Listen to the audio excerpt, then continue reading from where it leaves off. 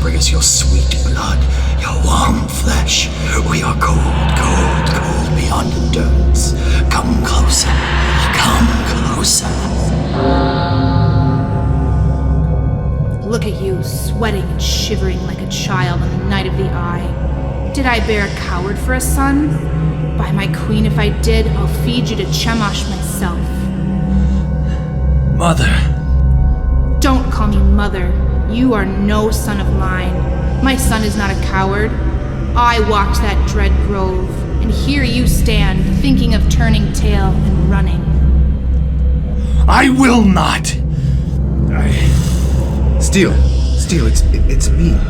Where have you been, Major? Trying to catch up with you, Brightblade. You ran off so fast, and it's going to take both of us to get through that cursed grove. If we make it at all. Warm blood, sweet flesh, come to us, come. Blessed Paladine. Look, dear gods, it's coming straight for us. We have to fight. My father won't hurt us. 2 guides, Chrysanians. You promised on your honor to enter this cursed place. I so promise, Father. Est Solaris of Mythos. I understand, Father. Do you know what he means? My honor is my life.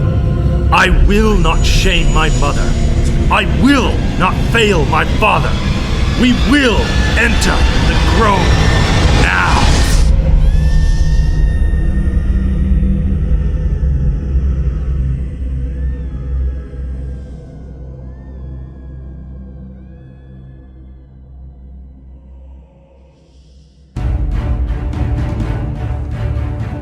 Pre-recorded in a second-floor guest room filled with tall ales and taller tales.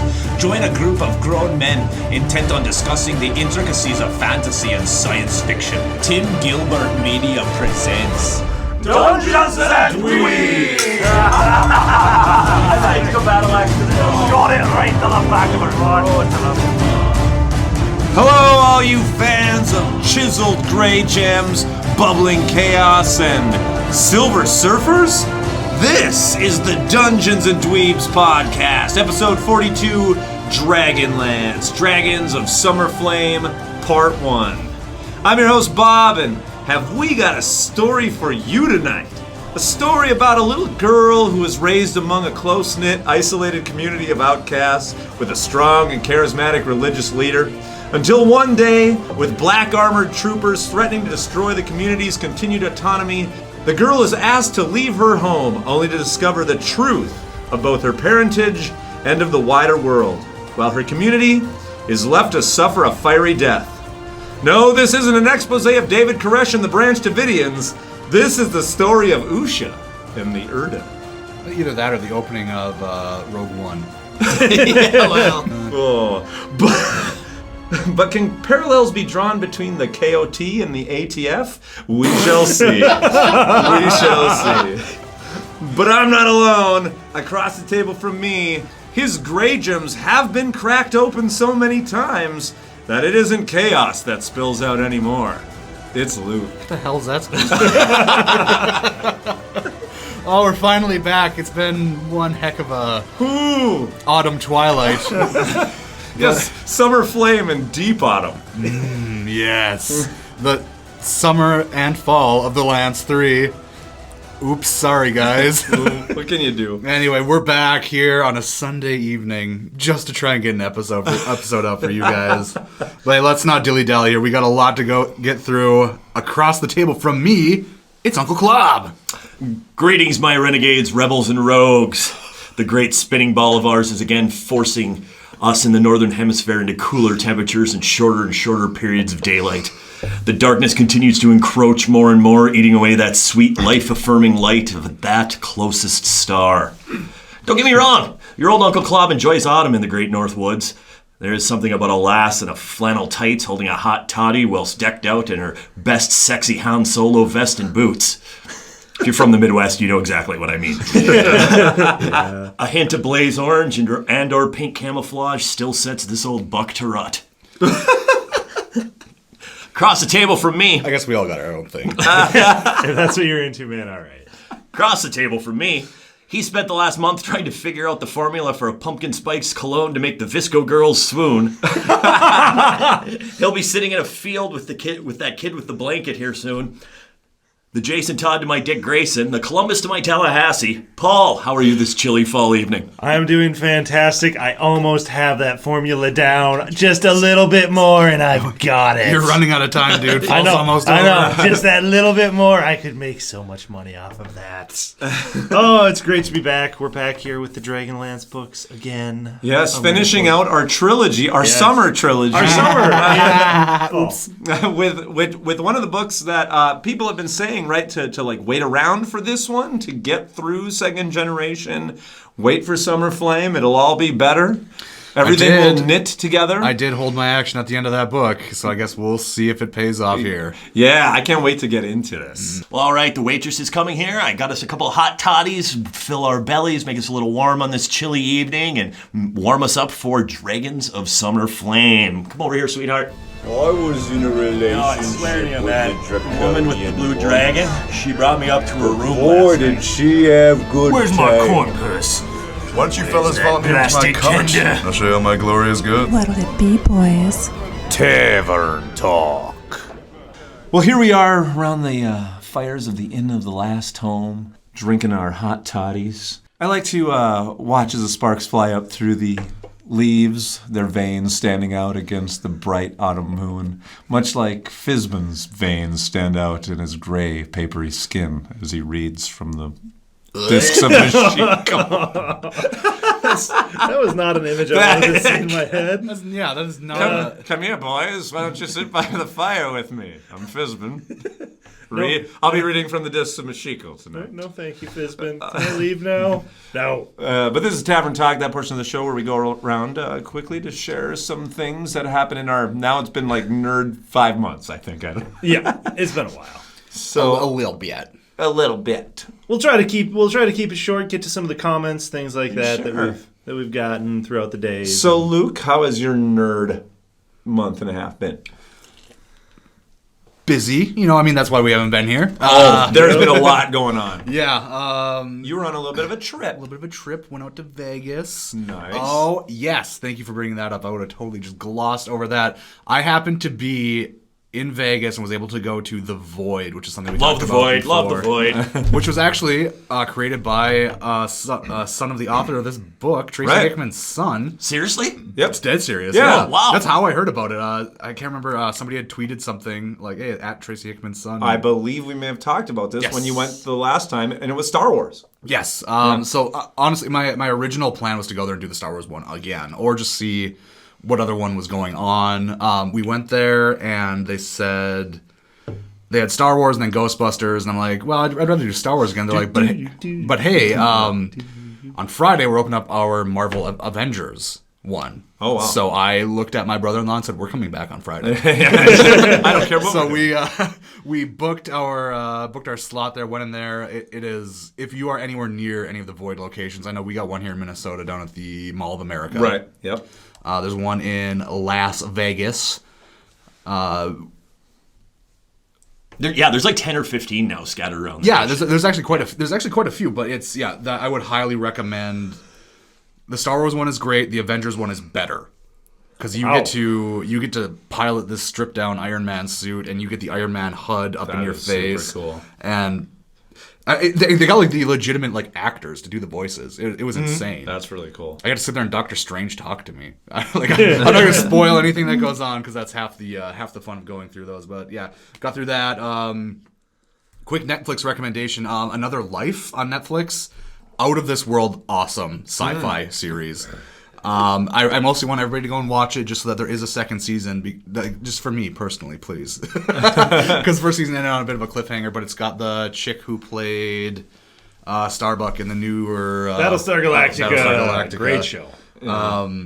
So yeah, she's on there. She's back in space doing stuff. That's really cool. It kind of takes you on this like very interesting ride through a lot of sci-fi tropes in a very good way. Right. I thought you were going to throw up. I was trying not to burp, and then I realized I'm the only one talking. But anyway, hey, that's what I had going on. I'm also kind of loading our YouTube channel up with stuff right now. You can't see any of it. It's going to be releasing over time here. Just more of our older episodes, probably more of our intros and stuff. So keep an eye out there. Chuck us a subscribe if you would. Please. People are subscribing even though we're not posting stuff, which blows my mind. Thank you. Yeah, thank you so much. Anyway, that's all I've been up to. Klab, how about yourself? Well, I tell you, this time of year it gets so busy with work and everything. I've just been doing a lot of couch time with the dog. Wait. What? Watching TV. Okay. We've been through this. Remember this? Watching Mar and I really like Mayans. Mayans' second season is rolling right now, and again, it's not nearly as good as Sons of Anarchy was, but Sons of Anarchy was so groundbreaking at the time. I've also started watching, and this is so cheesy, this has become my guilty pleasure right now. I've also started watching DC's Legends of Tomorrow from the beginning, and it's campy and it's weird. But it's kind of fun. And I kept looking at the guy who plays Rip Hunter, who plays the lead guy. And I'm like, where do I know him? And then I kept thinking, oh my God, well this is very similar to Doctor Who. We get in a ship and we go through time. Well, the guy who plays Rip Hunter is Arthur Darvill, who played Rory on Doctor Who. Oh my God. Yeah. So now he's got his own ship that he's traveling through time with superheroes. He's just salty he doesn't get to be the Doctor. But does it turn into a police box? No, it's a full-size flight machine. Okay, no police box. No, it's the same size on the inside.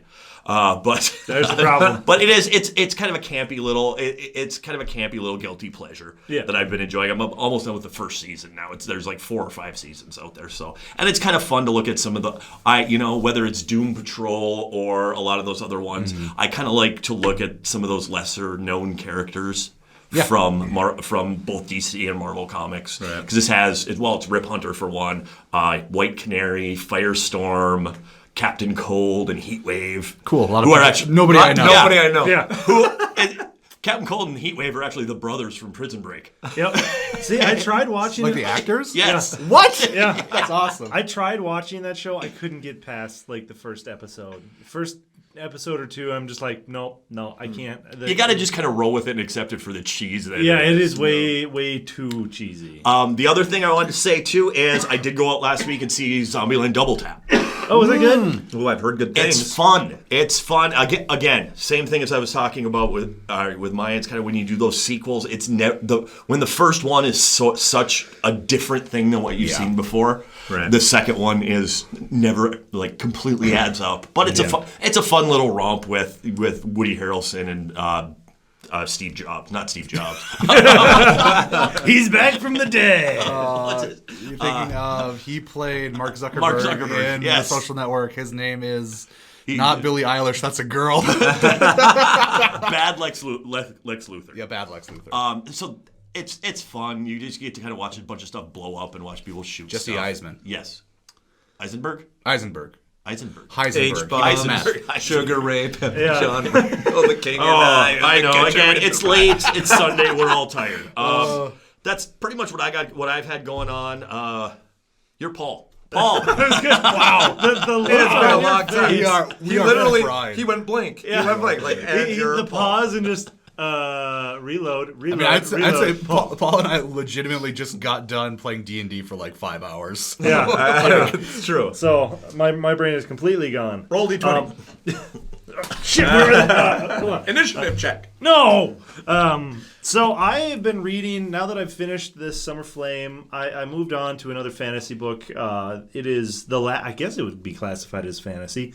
The Last Wish by Andrzej Sapkowski, and I had to look up how to say his name because he's that Polish writer who they based the Witcher games off of. Oh, The Witcher! Yeah, and The Witcher, yeah. They're great. Witcher, I hardly know her. Sorry. Boo.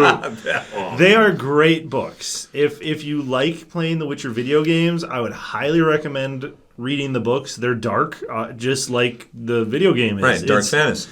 It's fantastic. They're all short stories, somewhat An connected. anthology. Yeah, somewhat connected together, and it just kind of shows you the world. I did have to look up. I can show you the world. Is it as good as Dragonlance Second Generation? Yes. Okay. If not better. Wow. High praise. I do really like you these sure? books. Are you sure that's high praise? It'll all come together if you watch the game. All these threads. No, you don't even need that. I will say, look up how to read the books because I think The Last Wish came out after the first book that came out. Okay.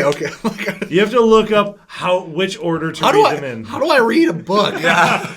How does one read? This is all in words.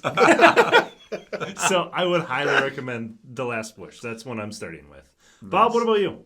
Well, I have been continuing to read a lot of comics and like hitting things that I never read before or like holes that I missed. So I just got done reading the entire run of Thor by Walter Simonson from the mid to late 80s.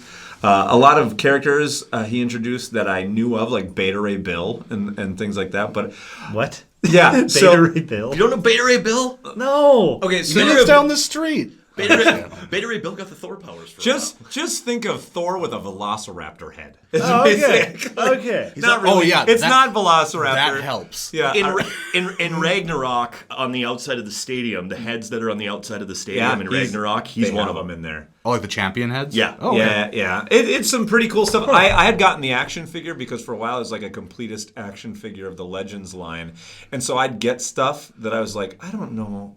And everybody was going nuts, like, they're making a Beta Ray Bill. And I'm like, who is Beta Ray Bill? Why do you care? Yeah, why is there a Thor with a like a dead fleshy horse head on it named Beta Ray Bill? What a dumb name. But his... he looks so dumb in the animated series.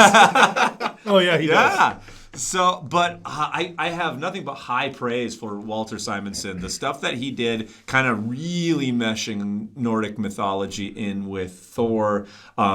It's one of my favorite runs, I think, of Thor? Thor for sure, okay. I would say. If not one of my favorite runs of most of the Marvel comics that I've read. Because we were talking about this, Paul, about how maybe not all of the runs on Marvel comics that we've read do we love or stick with us. Yeah, to be completely honest, Marvel comics I can't read. I can't read them anymore. They're just too interwoven between you have to read this one, then you need to read this one, then that one from that other series is related to. I'm like, no. Case in point, huge disappointment. Juxtaposed with the Thor and how wonderful it was. I had gotten the new Infinity Omnibus, which I'm going to warn people, if you're out there as a listener and you collect any kind of omnibus or are thinking on buying it, I really wanted to get a nice oversized version of the Infinity Gauntlet run, which this new Infinity Omnibus has. It has all of the issues, which is great. But afterwards, it's followed up by kind of a new series. I couldn't make heads or tails of it. There's like a whole new invasion that's coming in. Yeah. They just like cut and spliced it out of this entire other run of the New Avengers, and you needed everything else around it to really grasp what's going on. There was so many characters, so many people were dying, and I didn't even know. You didn't know or care because there's just way too much crap. I didn't care. Yeah. It was actually one of the most frenetic, disjointed things I've ever tried to read, and I plowed through the whole thing. I'm talking like 800 pages. That's because you're a completionist. Yeah, and I'm you like, have to I finish will the book get no to matter how the end terrible it of is. this. I don't know why there's no Infinity Gauntlet in it. I don't know why it's in this thing called Infinity, but I was not happy with that, I guess, at all. But the actual omnibus that reprints all of the Infinity stuff has been out of print for a long time and is way too expensive. So, but that's about it. I'm with you, Klab. Zombie stuff, this is the time of the year for that. So I've been going old school. I've been watching the Evil Dead stuff, and then I went back and I watched Return of the Living Dead. God, is that one fun. It's crap, and I love it. So if you like Evil Dead, what year, Paul, what you year were is that saying 85. 85? Okay. Yeah. I think I've seen that. Yeah, it's really Is that the one good. with the rock music in the cemetery? Yes. Coming out? Yes. Oh, and the one girl is like sitting there like practically, she's naked the whole time. Yes. And she's just like, do you ever fantasize about a group of old men surrounding you and eating your body? No. Not really. That's Now you will. Yeah, it's like there's this group called the Suicide Gang or whatever. It's if you like Evil Dead, it's fantastic. Just Corny horror. know what you're getting into. Yeah, it's slapsticky, crazy, but at the same time, some stuff is really. Some of the effects are fantastic. Some are just awful. But I would highly suggest watching it. But we've got some feedback, Luke. A few things that we were going to bring up, maybe. A couple things. Number one, I got to throw it out to Neil. Neil has been keeping things alive on our Facebook page single-handedly as he's throwing out his deeper delves every Friday. Thank you, Neil. But he threw out a book that I love this series, The Rune Lords. I don't know when we'll ever get to this, but I think we should at some time.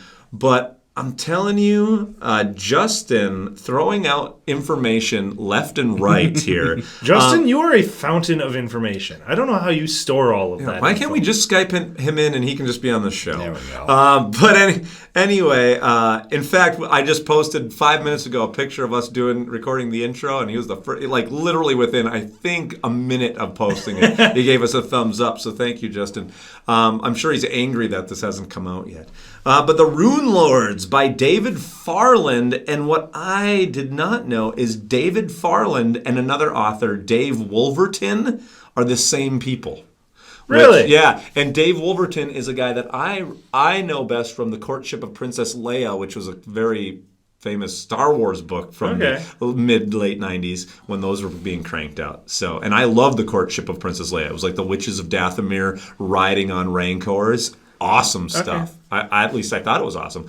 I think maybe next year we should revisit the Princess of and see if you actually like it now. Yeah, is it really that great? I do know that Han Solo wins a planet in a card game, and I thought that was stupid. No, that's awesome. Dathomir. He wins Dathomir. I want a planet in a card game. That'd be the best way to earn a planet. I remember just being furious at Leia that whole book. It's like, your boy just won an entire planet for you, and she's fallen for some other prince guy. Prince Isildur or something. Damn it, Leia. Yeah, and I was pissed at Leia the entire book. How old were you when you read that book? I was probably 16 and probably going through women troubles of my own and was probably just projecting. Is probably what was going on. And now we know Bob's friend stole one of his girlfriends. Yeah, I was in the middle of losing a girl, and now I'm reading about Leia. Like, oh, you don't like Han Solo? Yeah, what the heck, Leia? Saved your butt how many times and won you a planet? But Prince Isildur. Oh man, it was about as tough as reading the Prince Shizor stuff. You could just start saying that. I have no idea what you're talking about. And we need to get you schooled. Pierce Brown, you had thrown this up, Luke. He said, Dear Howlers, certain happenings are underway, a culmination of years of secret labor which delayed Dark Age. It will either mean sweet victory or ignominious defeat. What do you think's going on? Series or movie? Series. Television. Television series like HBO, probably. Which is, I think, the only way to do it right. I would not want a movie. That was actually, if you go look at we have one video that has north of 2,000 views on it on YouTube. For some reason, actually, it's pretty cool. Isn't it like the part 2? Yeah. It's the death of somebody, isn't it? No, it's Jackal. Reaper and Jackal. And Jackal. Part 2 of Red Rising, the first book. Where he gets stabbed in the hand. Yes. Oh, yeah, I remember that. I've gotten into some pretty in-depth conversation with people that I have no idea who they are about, hey, this is going to be a movie, and then, what had happened to the movie where, they were going to try to make Severo a girl for some reason, and then, they end up scrapping the entire thing, and all of us are like, well, thank God. But then there were talks of the last thing anybody knew is that Pierce Brown was working on a TV show. Nice. Right. So, and I'm assuming that's what he's talking about in that tweet. Hopefully. I would love to see it. I would love to see that transferred to a visual medium. I definitely feel like it would have to be either HBO, Netflix series. It couldn't be one of those, I don't know. I feel like it has to be a hard R. A series. Or in a series. Oh, you mean It has to be graphic enough. It can't be Disney. Oh, God, it can't be Disney. If Disney is producing it, And just for Andrew. Yeah. Tim Gilbert sends his regards. Yeah, hey, that guy's not real. I don't know what you're talking about, dude. Should we expose this? Should we tell him? about Tim Gilbert, or should we just leave it up to? Shut up. Tim Gilbert is too real. He is too real. Tim Gilbert is real. He's everywhere and he is nowhere. He is an enigma. He's part of the Illuminati spiderweb that we're attached to. He's currently trapped in the Grey Gem somewhere.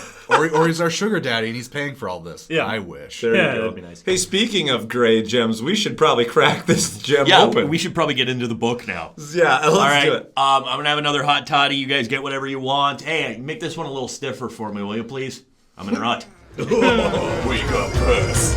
Ooh, tell me more. It's a DeLorean, isn't it? Scales were always in my favor. I might have driven a DeLorean here.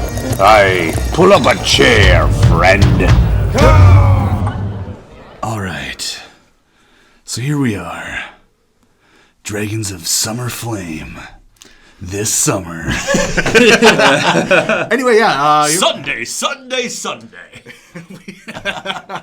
All right, yeah, so here we are. We part one of our review of Dragons of Summer Flame. Yeah. Books 1 and 2. Yeah. Hey, and guess what we find out in chapter 1?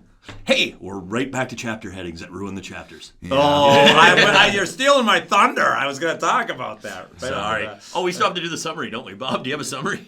I do. And by the way, I stole this summary because I have not finished the book yet. I think there's two of us at the table who have not finished the book. Yes, I have not. When we have not, I read through the first part we're reviewing today, and I was like putting on the brakes. I'm like, I forget too quick. I am not going to read the second half until after we got the first one in the bag. And then it took us forever to get to record the first half. And well, you were traveling, and then I was super sick. We were going to record last week. Yeah, and then I was totally lost I had your no voice. voice. You sounded like death. Yep. So now we're here, and so I did a podcast with the guy with no voice. Yeah. And so I did where not. our main dude has no voice. I did not know how the end of this went, so I was scrapping together for a summary. Like, did someone summarize this anywhere? I couldn't find it. There's nothing anywhere except for going old school, way back to like 1998. This page was established, and still looks like it was built in 1998. By the way, but Warren Dunn, I don't know if you're a listener, I don't know if you know Warren Dunn, but he's been like reviewing sci-fi fantasy novels for a long time. Well, he had to take a whole break there in the 90s to go travel around with his buddy with his buddy Brooks. Yeah, his Warren, also known a.k.a. Kix. Yes. Or no, it's Kix Brooks. It's Kix Brooks and Ronnie Dunn. Ronnie Dunn. Ronnie Dunn. Nobody even cares. Okay. But we're giving him credit legally. Yeah, that's true, because I don't want to get into trouble. Okay, so Dragonlance, Dragons of Summer Flame, November 1995, TSR Publishing by Tracy Hickman and Margaret Weiss. Yeah. The world has changed. Once again, the people of Ansalon expect peace to last forever. Tanis warned the Knights of Solamnia that there were even more dangerous knights allied with darkness, but with honor, and that they would attack when the time was ripe. But the good knights ignored his warning, and so when it came to fight, it was the evil knights who had the advantage. 2 brothers are killed in the fight with the Knights of Tachesis, and Palin was, well, I guess we'll say captured.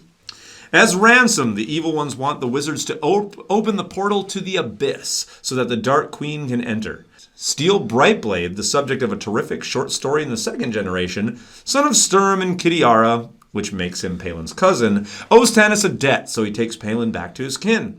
Burying Caramon and Tika's children, Palin and Steel then make their way to Palanthus, hoping to gain access to the portal where Raceland entered from so many years ago. They enter the tower through the graces of their gods and of Raceland's spirit, and Palin and Tasselhoff get to enter the abyss. There they eavesdrop on a council of gods. It turns out that Chaos, father of the gods, is loose and very angry. He wages war on the world and plans to destroy all the gods begot. In other words, everything. He calls for shadow demons of all sorts and things that the world has never seen. The only way to defeat him is to gather all of the peoples of Ansalon together in an alliance. And there is no way that old racial hatreds can do this. So they yield to Tachesis, whose knights already control most of the world, and they have all of their troops surrender to her knights, who are, interestingly, honor-bound. Palin and Tass re-enter the world with Raceland to warn the others. The council and the gods reach decisions of their own and find a way that might defeat chaos. Through the rift that chaos created in the world, the remaining Knights of Tachesis and Solamnia ride their dragons. Palin uses a spell to hold Chaos at bay, distracting him, and Steel slices the god with his sword. It is all in vain, however, because the drop of blood that they draw splatters across the floor of the abyss, unusable. I can't. Tasselhoff. Oh, stop your ears if you haven't read beyond the first part. Tasselhoff gets an honorable death. Oh, there's no reaction from the table. At least a death worthy of a kinder who would only expect a most interesting way to go about it. He gets stepped on by a chaos giant. I'm not looking forward. Not looking forward to this. Luke's leaving. Yeah, I forgot that. Being flattened must have interested him immensely. But before he dies, he stabs Chaos in the toe, drawing the blood that they need.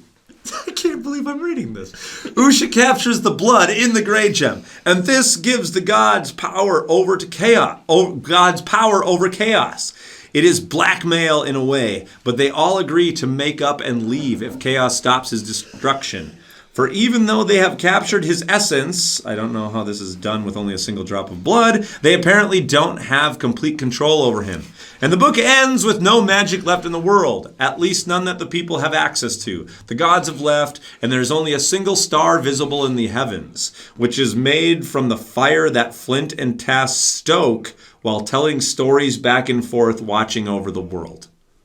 So Tass and Flint are gods. So there's no stars in the sky except for one that's the fire of Tass. Part two. Save it for part two. Okay, part two sounds like it's going to be just... We are going to have a time. So technically, the sun is a star, so that means the sun's gone and everybody dies. And there's just the sun left, which is the fire that Tass would make. Probably. And I can't believe this guy's summary mentions nothing about the other deaths in the second. No, he says nothing about other deaths. But please, don't elucidate because I don't know who dies yet. Same. Please be Tanis. Okay. All right. Can't wait till you get there. Okay, so that's a summary. That is the summary. Hey, book one, let's get started off. Chapter one, we are back, like you said, Klab, to headings on chapters that tell you exactly what's going on in the chapter. Yeah, hey, you know what's really great about an audiobook is that you can't skip over that. Well, you can't unsee it either. Yeah, I was going to say. Well, you know what, and of course, you really, if you wanted to, and you wanted just a quick read, just go through the book and read the chapter headings. Yeah.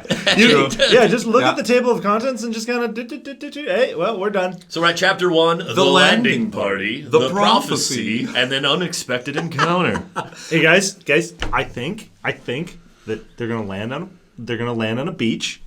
There's going to be some prophecy. Yeah. And there's going to be some people that they weren't expecting to see. This is... I'm pretty sure that's what's happening. This is like D-Day landing soft. There's just like a couple guys standing on a beach like, hey.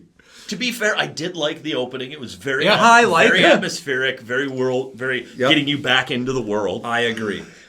In fact, this whole opening stuff, as these Knights of Takhisis are going to be taking over territory, I am loving this. This is the first time that I feel like they have, Margaret Weiss and Tracy Hickman have developed a credible threat from an outside force. These Knights of Takhisis feel like they are organized. They're using dragons, and we get a lot from them, and wizards in concert.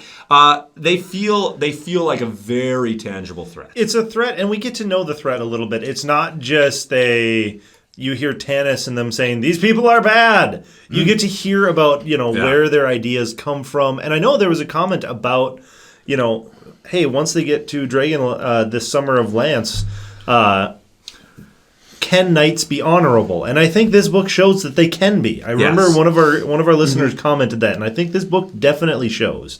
Right. Knights can have honor even if they're evil. And I'm gonna say that this feels to me, again, you look at Nazi Germany as sometimes a lot of good analogs for a giant invasion of peaceful peoples, right, by a real awful terror. But I think sometimes you can think of like the SS as not being honorable, whereas then sometimes you would look at somebody like, some people would say Erwin Rommel, might have been like Rommel. Yeah, would have been an honorable adversary to Patton and things like that. So this idea of a truly bad person fighting on the evil side, but yet can maintain honor and dignity, right? Yeah. Well, and I like how this sets you up for the twist. Yeah. Right away here, because our two unnamed knights here land on the beach, and they're scouting around, and they're looking for different things. So they're looking at which lands they're going to take over, which islands. So they come to this island, and we also get these weird barbarian people that are their foot soldiers. Giants. They're and they're blue. Aren't they painted blue? They're painted blue. They don't need armor because they have magical blue paint. Which is they're basically giant Hyborians. They're the Na'vi. Yeah. Sure, yeah. The Na'vi. Yeah. They are the Na'vi. I'm going to see them as the Na'vi from now on. I was going with kilted Celtic peoples, but I'm going to go with Na'vi. I just went with standard D&D barbarians. Yeah. That's what they were. Yeah. They just found a tribe and go die. And so on this island, they find that nobody's on this island except this race of ape people. Mud people. Right.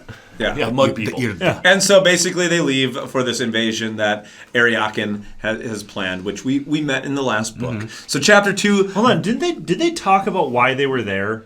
Didn't they say that they had been given a vision or something saying that we have to check this island out to see if it's a threat against us? It's been a month and a half, I don't know. It's all part of the vision. The island is the island. Oh, the master plan. The master plan that they're always given. Yeah, because the vision was right. The master plan. Yeah, they're island hopping, and this is one that they think they need. But even though it's behind them, that's the big thing. Is it's behind them. That's why the Erda went there. Was they figured nobody was going to bother showing up. Any of that because it's way behind everybody. But the Erda have been here for generations. Yeah. Well, let's find out about the Erda, shall we? Chapter 2. We'll find out. This is a magical isle. An urgent meeting and the decider. So it turns out these beastmen that we thought were all subhuman are actually the Erda living in isolation with this person called the decider and the protector, right? Who are kind of seem to be their two councils. There's one's the leader, right? One's kind of, I guess, the general type of person. I think it's just they go against each other.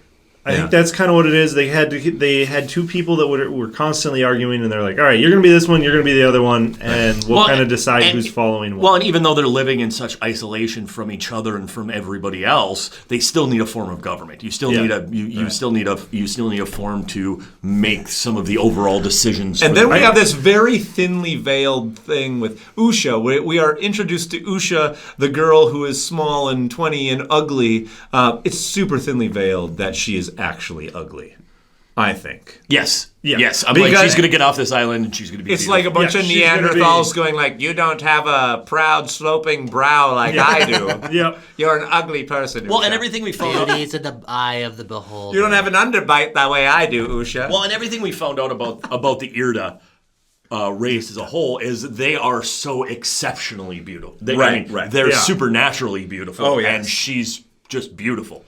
Oh, yeah. They were able to get Rayson to get it up. Yeah. Which, that's pretty. Fair enough. Good. I want to briefly talk about how the decider is picked. I found this hilarious. The decider is the most just middle of the ground person ever. Yeah. They have it's one of those where it's like... It's a leader with no agenda. Yeah. It's a leader with no agenda. Who's only there for the people. But it's not even a leader who wanted to be a leader. It's somebody who's just literally in the middle of everything. He's not the smartest. You just go grab an accountant from one of the I feel like an accountant would be too smart. They'd be like, oh, you're too smart. We got to find somebody else. Somebody who dyes fabrics. But he's a good fabric dyer. I see, Paul. I like that idea. I do too. Though, because he is therefore going to make his decisions as the decider as the quote unquote average, as your person who is the smartest. People aren't always the best at understanding what the non-smart people are. The non-smart people aren't going to be best at figure out the smart people. Yeah, but I want a smart person who is going to... He's not dumb. He's just average.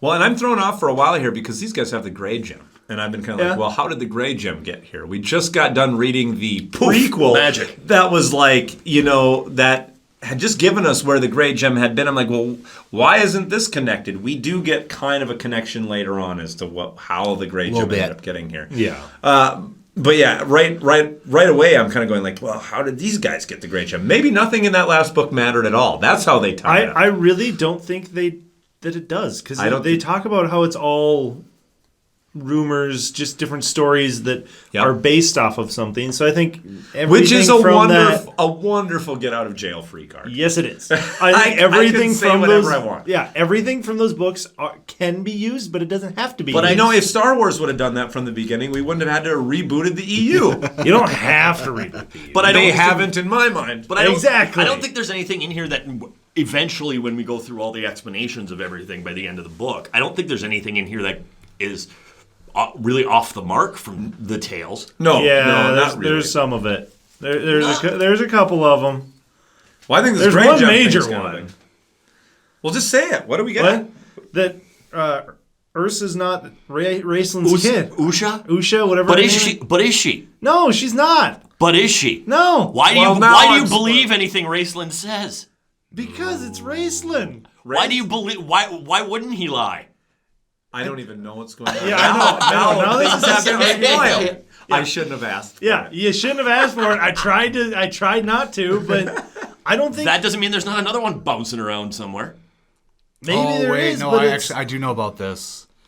Flashback to one of our first episodes. I listened to that one podcast with they were talking Weiss, about this, and there's a thing about Raceland's daughter, and I think. We'll talk about it when we get there. Okay. Yeah, I remember what Margaret said about it. We have Usha, who was the orphan girl here being raised, right? And she's got gold eyes. Yeah, but they're going to kick her out of the community because those gold eyes. You can't keep anybody with gold eyes around. You got to get rid of them. Well, they have the gray gem trapped, and for whatever reason, the Usha aren't the Usha as a race. Irda. Excuse me. The Irda aren't affected by the chaos in the gray gem, and that's why they can have it there. But they think that it's affecting Usha or will affect Usha, and they're like, you need to get out of here. Well, and all this other stuff's coming in. And you're ugly, and this they know gem is affecting you. They know the bad stuff. I think you took too harsh a read on that. What's that?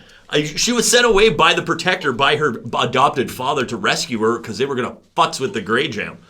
I agree with that. He wanted her to survive in case they futzed wrong with the Grey Gem. I'm overplaying it. Don't worry. The protector loves Usha. You can tell that they have.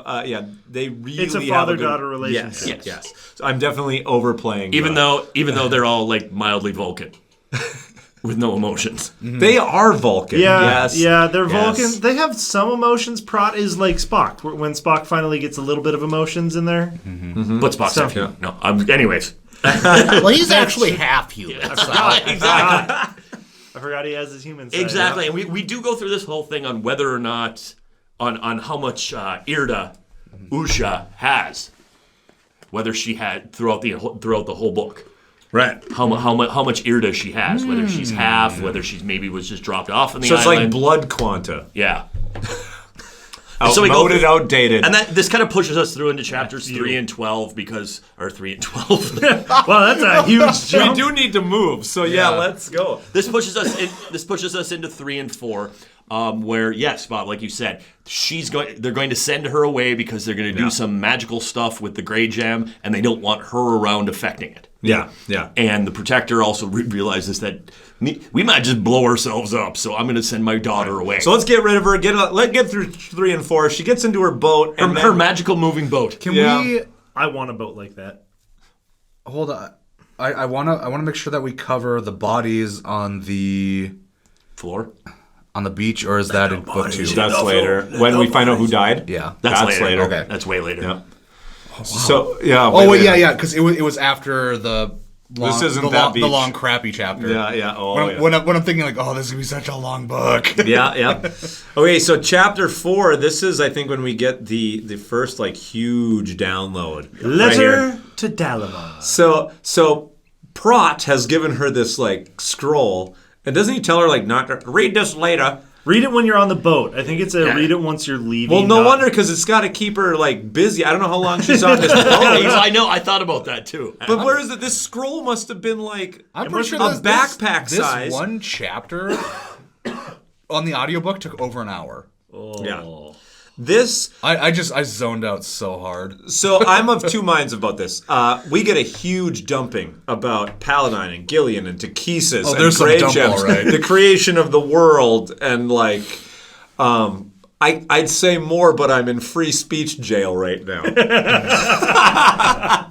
So we get this huge history of the world.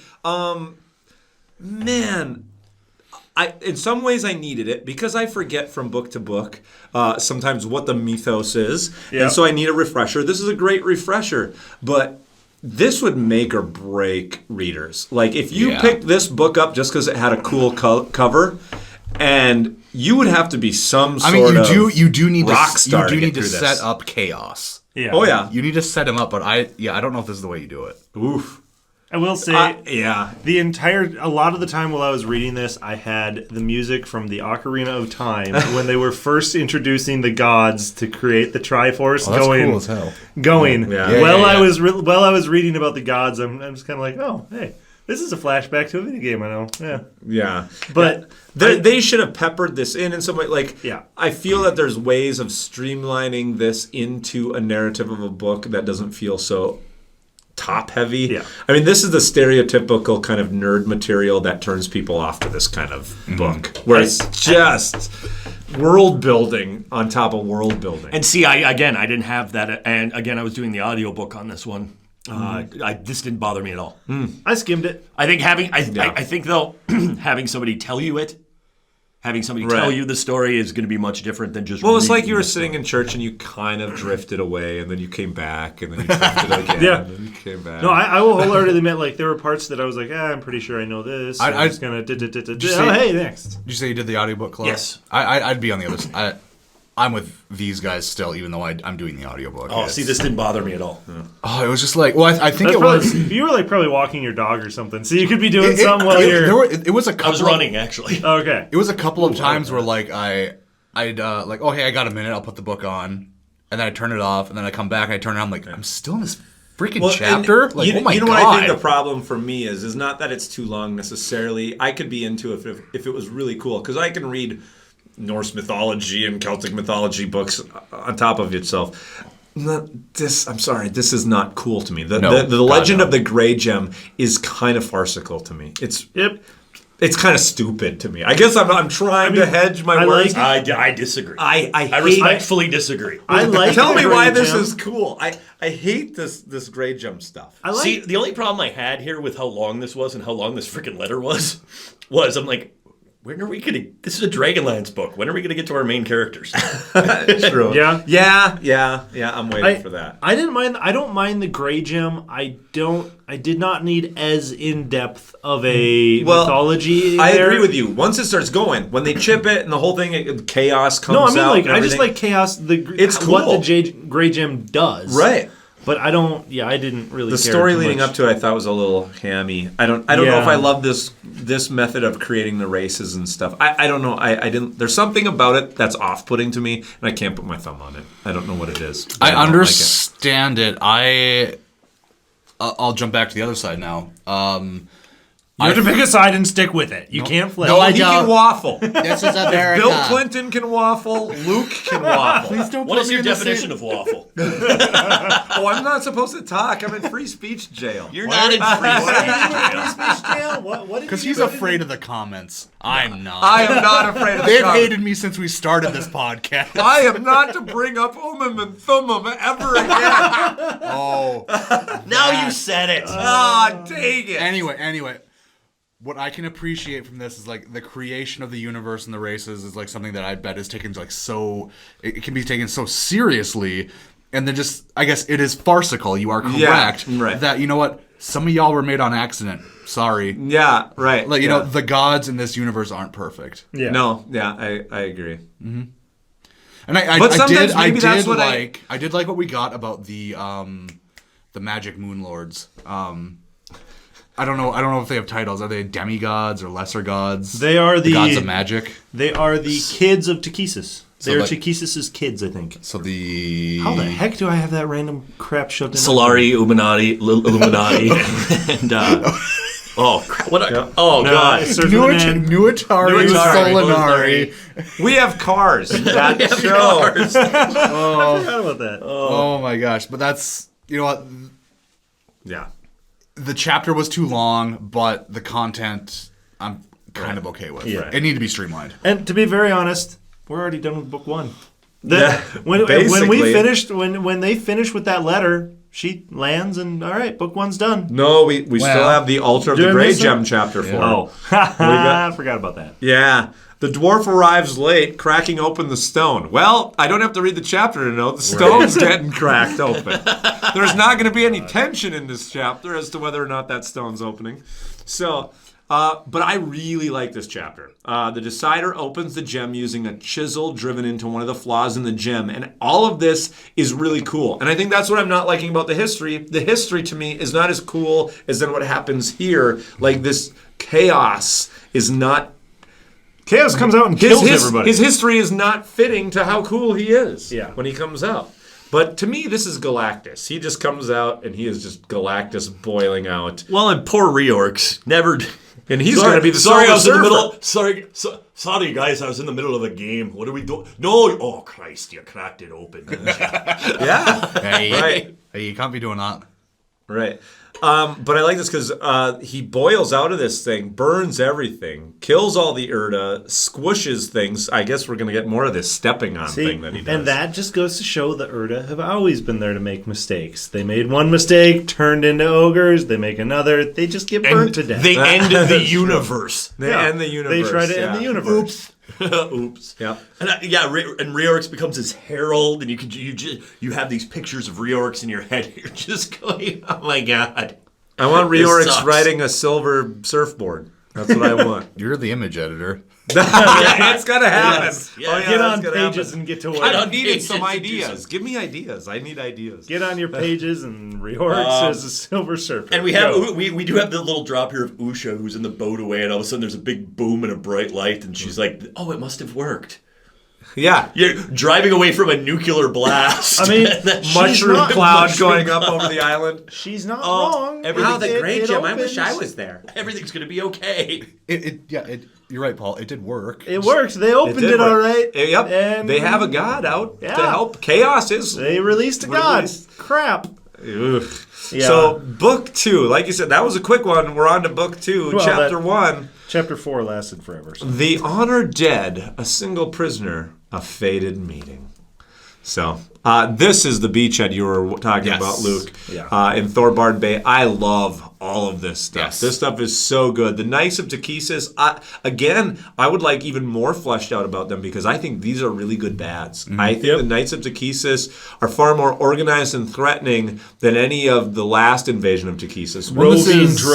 It has everything you want. It has your barbarians. It has the Knights with honor. It also, you can even throw in the Draconians. It has those Draconians in there even. Right, but they're organized. It's an organization. They have this, Ariakan has them, they're very specifically island hopping or whatever they're doing here, taking, specific targets that will allow them to take other targets. Like, it is very menacing. And what's even better is we've set up the world of Krynn, not really knowing any of this invasion is happening, which makes it only better. It's all coming as a surprise. We know how bad they are. A competent enemy. A competent enemy and an unwary, people of Krynn. No it's way. Perfect. Hey, we had the Battle of the Lance 20 years ago. Everything's cool now, still. It's all good. That's my one problem is these people should be really wary. So, but I mean, if they're getting word from people like Tanis and others that there is Knights of Takhisis dressed in black coming, you think there'd be a little bit more. I mean, you're only 20 years out from this war. Yeah, they didn't. That is not that long. But at the same time, hey, you know what? Us over here in Elfland, we have our own problems. This is World War I to World War II, though, ignoring Germany, Nazi Germany. I mean, they did send out a feeler. That's what these troops were all on, was just to kind of go check out the coast, go check it out, see what. Krynn magazine is going to make Ariakan the man of the year. They're going to all go over there for the Krynn Olympics. So anyway, this book. One of the Minotaur runners is going to win. Is that Jesse Owens? This book. What's that noise? It's a Minotaur running for first. The Minotaur would just kill the other runners. Ariakan standing up in his press box. What's going on? How do you put spikes on a Minotaur? Steel was supposed to win. He's the fastest. So this book starts. And I'm keeping a very open mind. I have a rough time with that chapter with the letter to Dalamar. Where the scroll is literally rolling around the bottom, like it's unrolling all around the little boat. It's all soggy. It's coming over the side of the edge of the boat. Some of it's still back on the island. This is the biggest I'm having a rough time there. Leave Usha alone! I'm having a rough time there. They crack open the Grey Gem. I'm starting to have a better time. All that celestial crap goes on. Even better time. We get into book 2, chapter 1. People actually die. Loving it. Who are these authors? Yeah. And what are they doing to Margaret and Tracy? And just the absolute, both Nazi and Star Wars stormtrooper feel that these guys have. Is just the organization, the lack of emotion, but having the honor and having, and going through and this military group that just ran over the poor Knights of Solamnia after poor Tannen and Sturm just got their... They were just inducted into the Knights officially. Yep. Yeah. And they did. Yep. Yeah. We find out there's this white mage that they captured. Of course, we all know it's going to be Palin right away. Or I guess I knew it was going to be Palin. I knew it was going to be Palin. They drag Palin up, and he's Palin. And he pales. He is Tannis's kid. Somebody has to cry. He's not Tannis's kid. Caramon's kid. There was no crying. That's why. Yeah, that's right. Yeah. But so he's a man. Tannis's kid would have wept. They have him go through he has to go through the bodies, so he goes through the bodies because they're going to actually give the dead Knights of Solamnia they're going to honor soldiers them. a proper burial. Yeah, they're going to give them the honor that they deserve. And so Palin's going through naming everybody, and he flips over the last 2 sheets, and there's Tannen and Sturm. Yep. Yeah. And this was sad for me. This was very sad. It was a little abrupt. I figured it was going to be a fake out. I didn't figure that they'd actually be there. But what I appreciate... I knew as soon as they've dragged him in, I was his or they're not... Because it's Dragonlance and people don't die, they're going to be dragging them back on the sled back home, and then they'll be like, hey, Palin, you ready? And then they're going to jump steel or something. It's going to be something dumb like that. However, I give Margaret and Tracy credit here for something we've ragged on these books a lot about.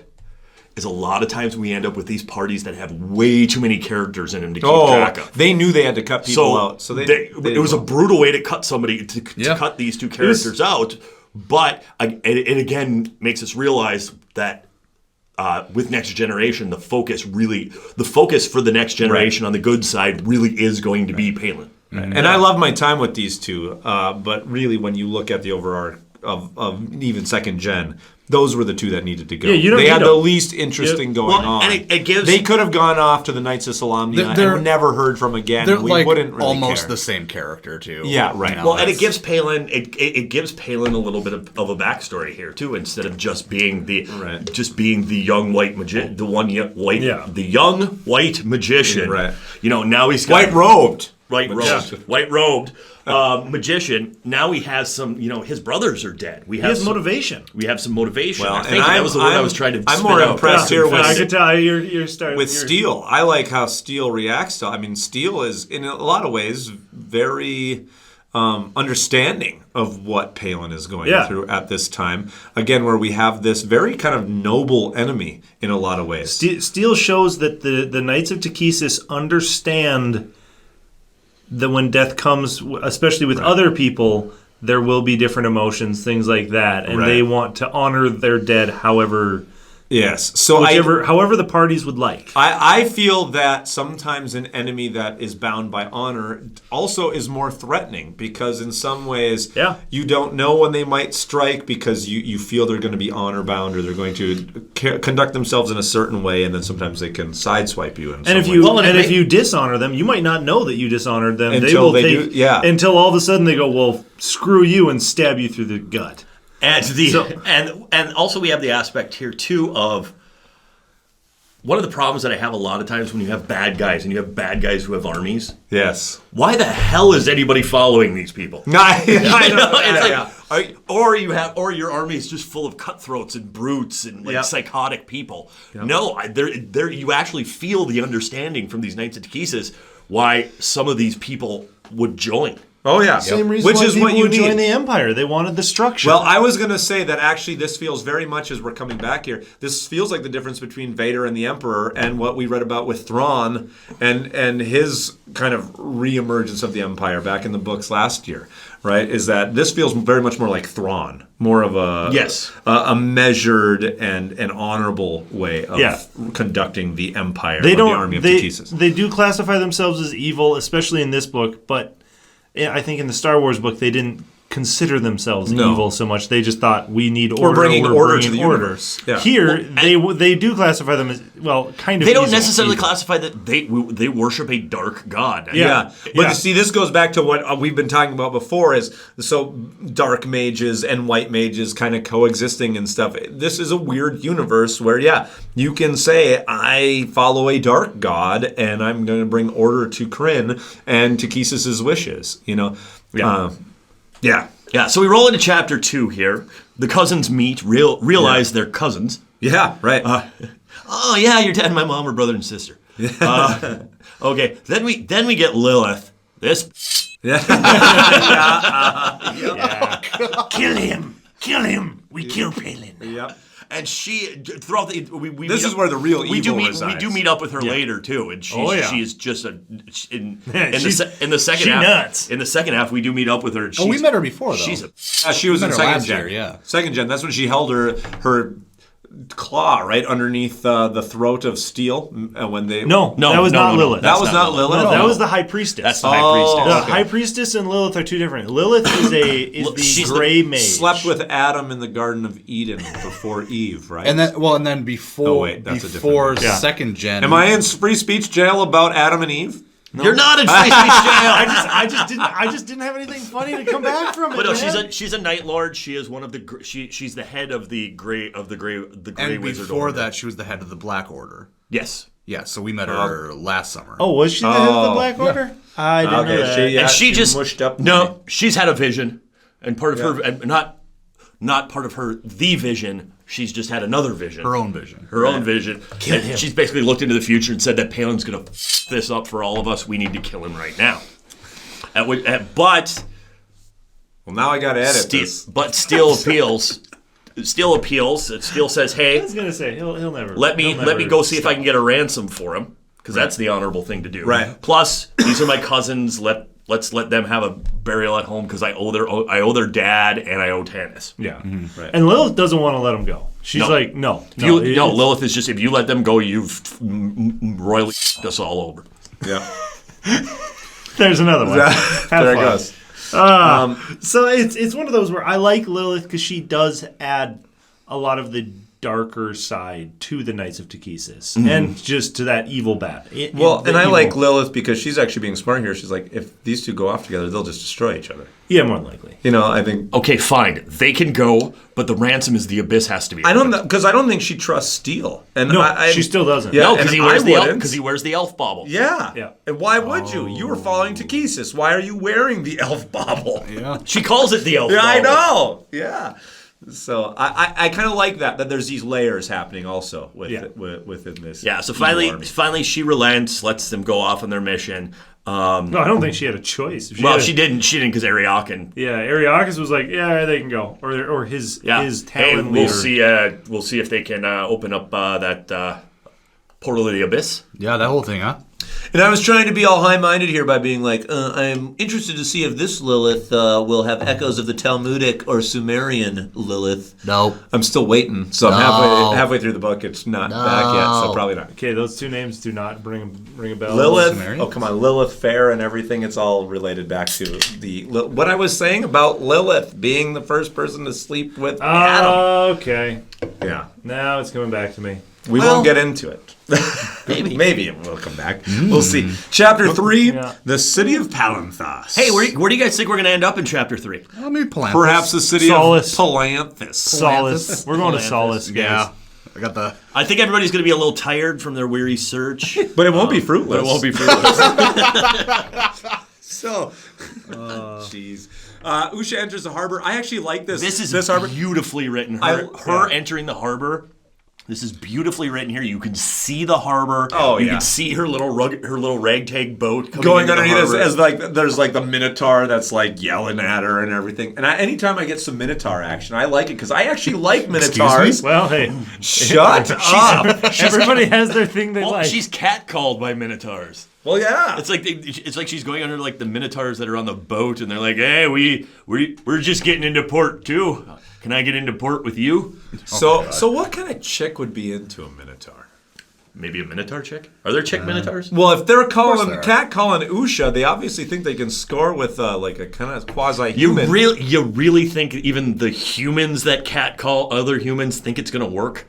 I don't know. I think they think it's like in all my 50% years of chance. In all my years of construction and catcalling, it never worked for you. No, it didn't work for us. That's because you were out in the middle of nowhere catcalling the cows. Catcalling like as a boat went across a lake. We're building a cabin. Bob's just confused. He's up on the scaffolding going, meow.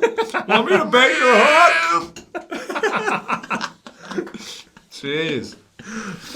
I agree that this was a fun little time liked it. entering, and then her walking around the city was fun too. And I love when she gets on the dock and like the dock master comes on and is like, "You can't park there." Yeah.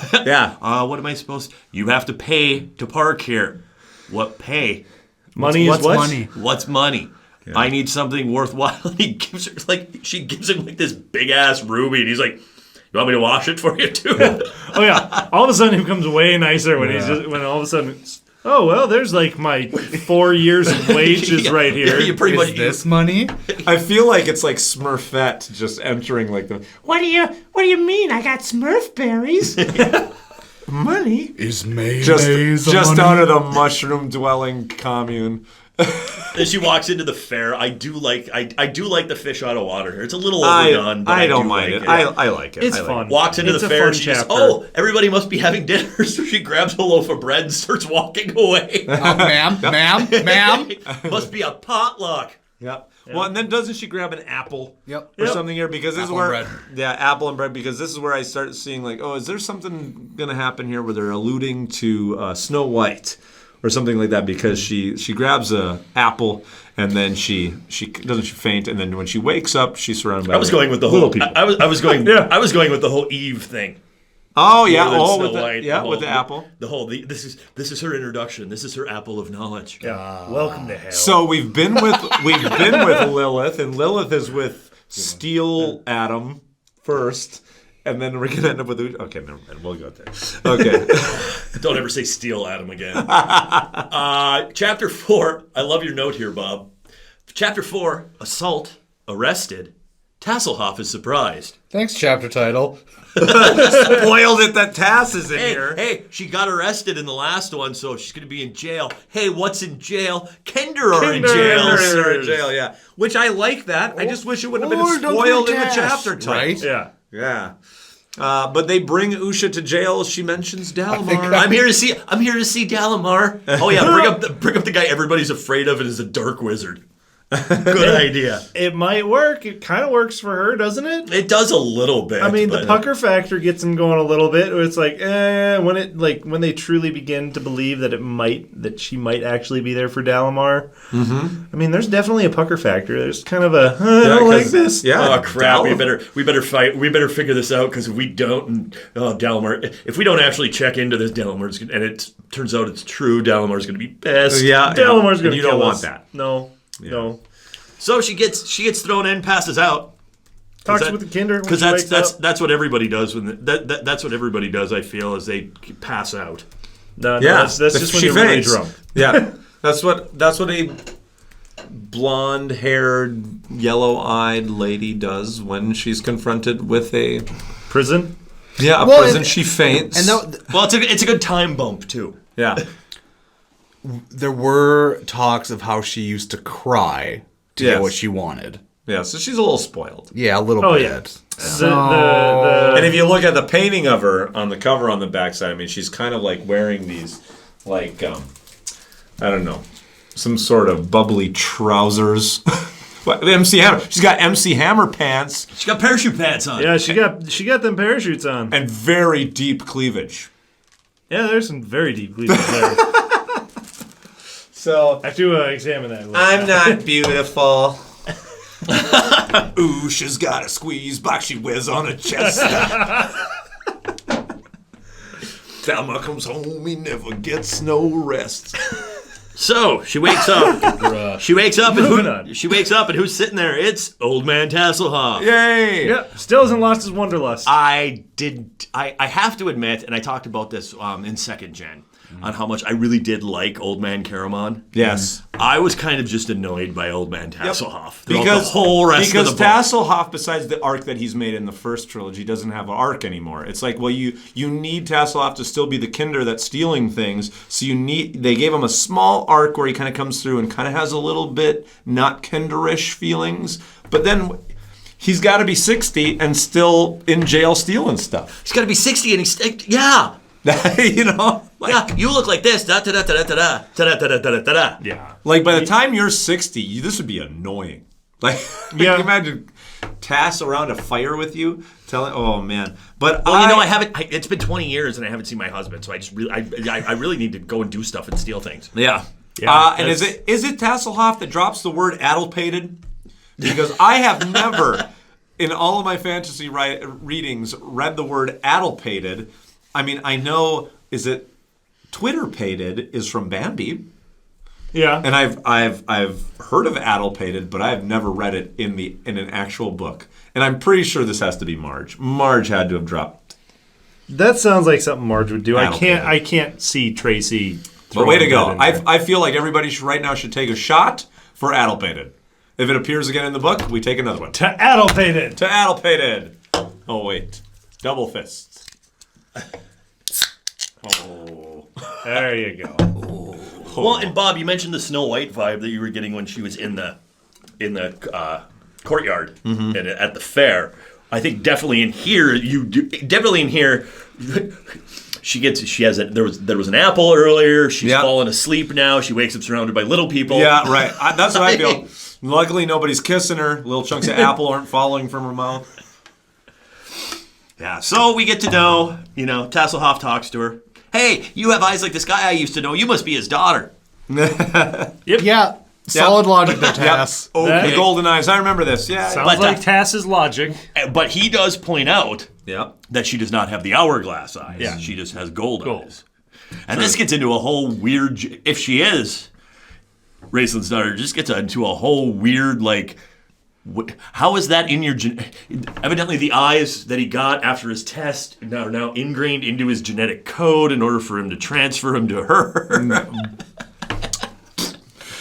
I like that idea that the magic was so powerful it could do that. Yeah. Yes. No, I'm not saying there's anything wrong with it. Yeah, but also, Paul, you have glasses. Are you Klab's son? Hey, I do call him Dad every once in a while when I'm trying to get him to buy me dinner. Gold eyes. That's a pretty strong. That's a definite genetic link. Yeah. When it's gold eyes. Yeah. Well, and the whole thing that I thought too was But they're wearing the same glasses. You mentioned the magic. I went back to the old '90s What If comics, where there was a What If thing where Spider-Man got the Captain Universe powers, and so he ended up losing his other powers, but he transferred the Captain America powers to his daughter.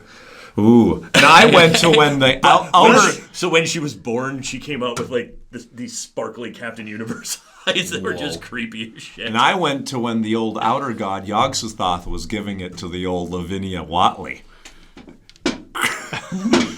Creating Wilbur Watley. Solid reference, Bob.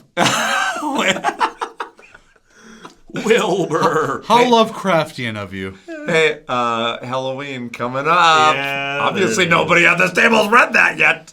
No. Chapter 5, The Sorceress. Mistress Jenna is surprised. Oh my. Oh my. So yeah, Jenna, she shows up. She's her pissy self. I like Mistress Jenna. Honestly, so do I. She's really good because if we really talked about her, she owns like a magic shop on the outskirts of the city, but she's the significant other of Dalamar. Ooh. And she's pretty cool. She's a red mage, right? She's the head of the red mages. Yeah, head of the red robes. So I really like her. There's something just kind of hot about Mistress Jenna. Dalamar wouldn't take somebody that wasn't. No, yeah. No, and evidently she's into guys with holes in their chest. Yeah, like oozing, never closing, oozing. 5 wounds in your chest are cool. Is he always wearing a shirt when they're doing it? Yeah, you must. Probably. That or must like have a bandage over it because that'd just be weird. I feel like it's all of a sudden you're oozing. It's on. a black satin shirt that's kind of got the puffy ruffle.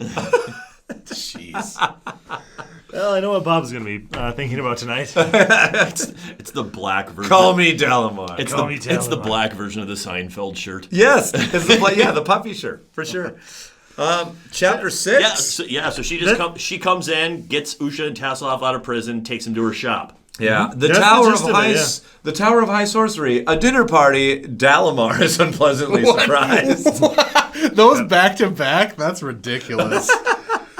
Oh my god! But I like this magic shop. I love how Taz is just running around trying to grab everything, and doesn't she put like handcuffs on him, like kind of bamfs, like some sort of restraint on him? There's spells on everything so that the kids like Kender can't take them. Yeah, and so he keeps taking stuff, and then it magically gets back up. It's magically back on the shelf. Keeps falling out of his pockets. But I think she binds his hands or something with some sort of magic spell eventually. She does something eventually just to stop him from doing that because I don't know if there's a spell on him. I think she has to be like, no. Right. No.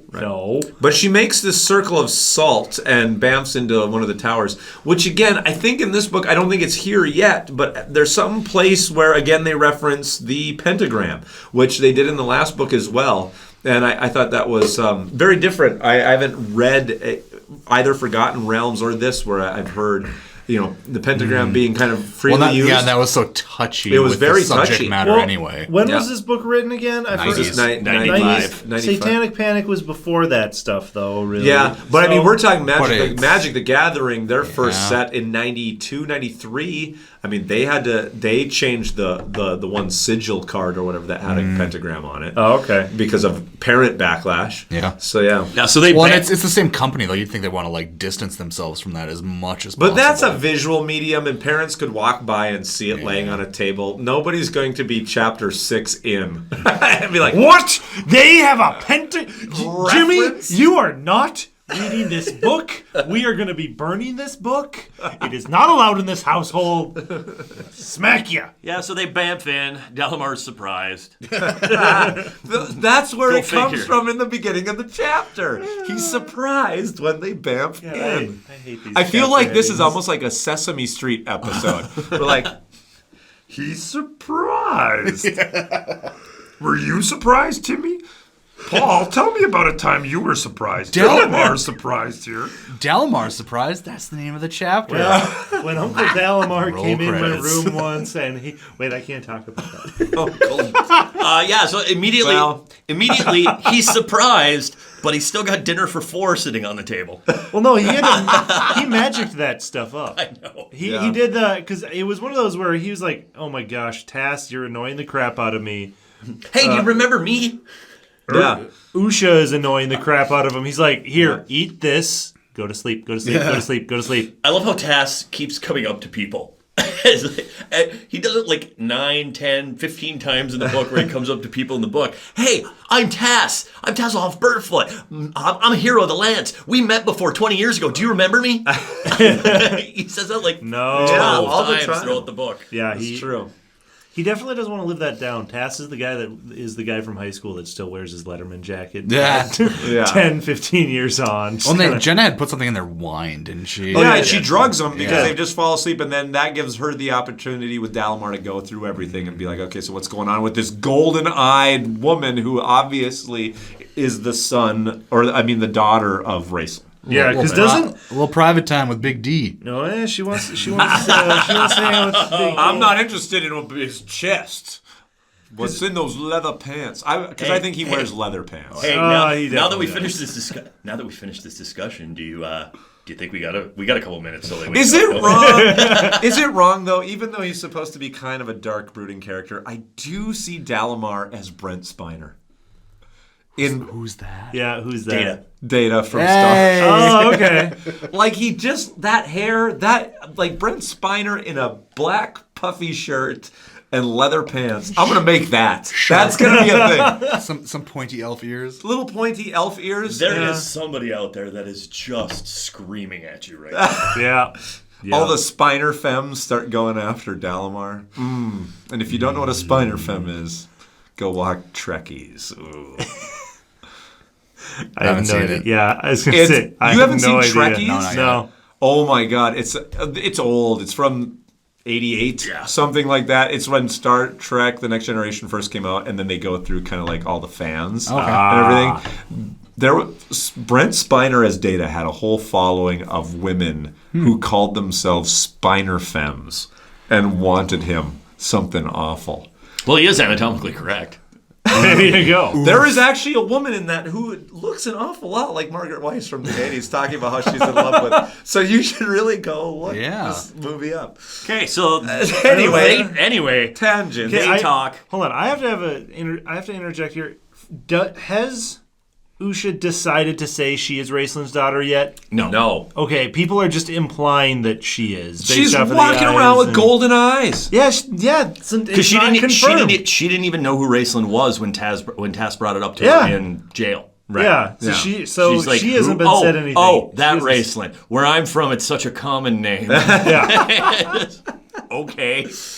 Okay, chapter 7. Inn of the Last Home. A meeting between old friends. I kind of liked this just because whenever we're in the Inn of the Last Home, I get good feels. But you just taste some of those spicy potatoes. I do, which we haven't done a lot of cooking. We got to do more cooking. We got to pull out that cookbook. But there's some good conversation here between Tanis and Caramon. I don't know. This goes over. It goes over the stories from Second Gen. Mm-hmm. If you haven't read Second, if you haven't read the tales that were compacted for Second Gen, this gives you the information. Like literally chapter 7 you could just skip over if you read Second Gen, because that is what this whole chapter is. We do get the drought issue here. Yeah. Which is kind of important. It's the hottest year on record, and so that's kind of plays a constant. There's a constant oppression of heat in this entire universe going on, which is nice. I don't know if this comes from them breaking open chaos. Like I had a little bit of an issue with that. Interesting. That's what I originally thought was, hey, the Grey Gem has been opened, and now all of a sudden the drought. But then again, the drought has been happening for a little while, so I didn't know. I saw it as an unconnected portent of the coming storm. A lot of times before, in a fantasy novel, before something awful, the invasion or whatever, there's something with nature or the natural surroundings that's going on. Maybe unrelated. Because of the Wheel of Time. I think mine was the Wheel of Time. Okay. I don't think any of you guys have read that series. No, I read it. I read the first couple of eons. Because it's later on in the books where, like, as it gets worse and worse, the drought happens. It gets hotter and hotter. So I automatically, I think, took that and related it to chaos being opened. Okay. So it was I really liked it. I do too. I don't know, foreshadowing of the horror that will come. Correct. We also learned that Dalamar is the head of the Conclave, since Justarius is dead after he led a bunch of mages after a group of Ariakan's wizards. Boy, Spellcheck did a number on those notes. This was when I was typing it up with the old computer that still had the bad key. Oh, no. So it would try to... Spellcheck's yelling at you. What are you doing? Imagine typing up notes, folks, with no letter A key. You don't use the letter A that often. It's really easy. Chapter 8, Dragon Flight, Dragon Council, Captor and Captain. Whose idea? But Steele and Palin carry the bodies of Sturm and Tannen on the back of this blue dragon flare. I like. What do you think they have conversations about? Oh, a lot of awkward silence. Yeah, for sure. Palin like passes out for most of it. Yeah. If I remember right, Palin's just like, oh god, I can't do this, and just is gone. Palin's like, hey, Sturm. He whispers sweet nothings into Sturm's ear. So, are we going a little fast? Sturm or Steele? Steele. Yeah, Steele. So shoot. Sturm and Tannen are the bodies. So Sturm, on the back. if nothing sticks to Steele. If nothing sticks to Teflon, how does it stick to the pan?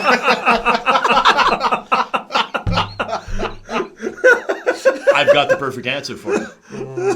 Magic. Oh. There you go. Steele. So what's up with the whole team? Okay, if you don't shut up, I am going to kill you. How many cups of sugar does it take to get to the moon? What? And that is how Palin died. Hey, when they got That's the from a Grey Goofy Gem movie. I don't actually. Were those guys when they got the Grey Gem? Were they drinking Tang? Oh my. Tang, by the way, great thing to drink during half marathons. It's just like all the other sports What's up drinks. with Ovaltine? The container's round. They should call it Roundtine. So Thanks, Jerry Seinfeld. again, we could get into the discussion here about how big are the frickin' dragons. No, we could, but there's 4 people on the backs of this We one. have a double saddle and 2 dead bodies on And this we've dragon. seen that little weenie dragon that's on the cover of 2nd Gen. Flair is a weenie dragon. I feel like Flair is no weenie dragon. No, Flair's a badass. She will rip you to shreds for kicks and giggles. Yeah, exactly. And they do an interesting portion here too, where they're not just gonna fly into Solace. Yeah. Hey, the dark guy on the blue dragon just flew in. Yeah, right. So they land outside of town. We have this little drop here that Flair's going to go hide in Zaxxaroth. And I'll go hide in Zaxxaroth. There's usually a couple of goblins and sheep wandering around over there. I also really like they show a little bit more emotion with the dragons here. With Flair. Personality. They're characters in this. The dragons they're not just character. mounts, they're characters. Flair talks back and forth. She has that relationship with Steel that is built and tested throughout the entire book. I really like I would say that this is the first novel that I could say is a really good Dragon Krynn novel. Yes. Not going to say Lance yet, because those haven't I will made say an appearance. there are lances. There are lances. They're coming. There are lances in this book. So is this is the first one I'll be able to officially say a Dragonlance novel? Well, there is more than one lance even. There's lances. There's Lance dragon eye? lances. There's dragon lances, and there's also like Dragon riders? the bootleg Amazon version that you can get. Nice. Wait, this will be the second book with lances. Wow, true. Chapter 9. I mean, they obviously used them in the winter's night to kill the dragons in that awesome killing ground. I actually really enjoyed the lance scenes that come up towards the end of the book. Yeah, they are really good. Chapter 9, a warning. Elves take up arms. Tika takes up the skillet. Which, by the way, I bet she's cooking food for them. That's what that means. Can we talk about how she's staying in that remember kitchen. way back when Tika that was her better- first weapon was the skillet. Tika better stay in that kitchen. Can we talk about how can't have her Skillet around. has never, as a band, stayed to one genre of music? I mean, they started out sounding like Nirvana, and then they're like weird and electro. Yeah, I don't listen to Skillets. Oh, okay. I'm going to hit you with a skillet here pretty soon. Philip is killing me right now. Skillet has changed. He though. is stabbing a steak right now as he's trying to cook it. Those Cutting it. idiot. Talking about Skillet! Okay. So Tanis falls asleep.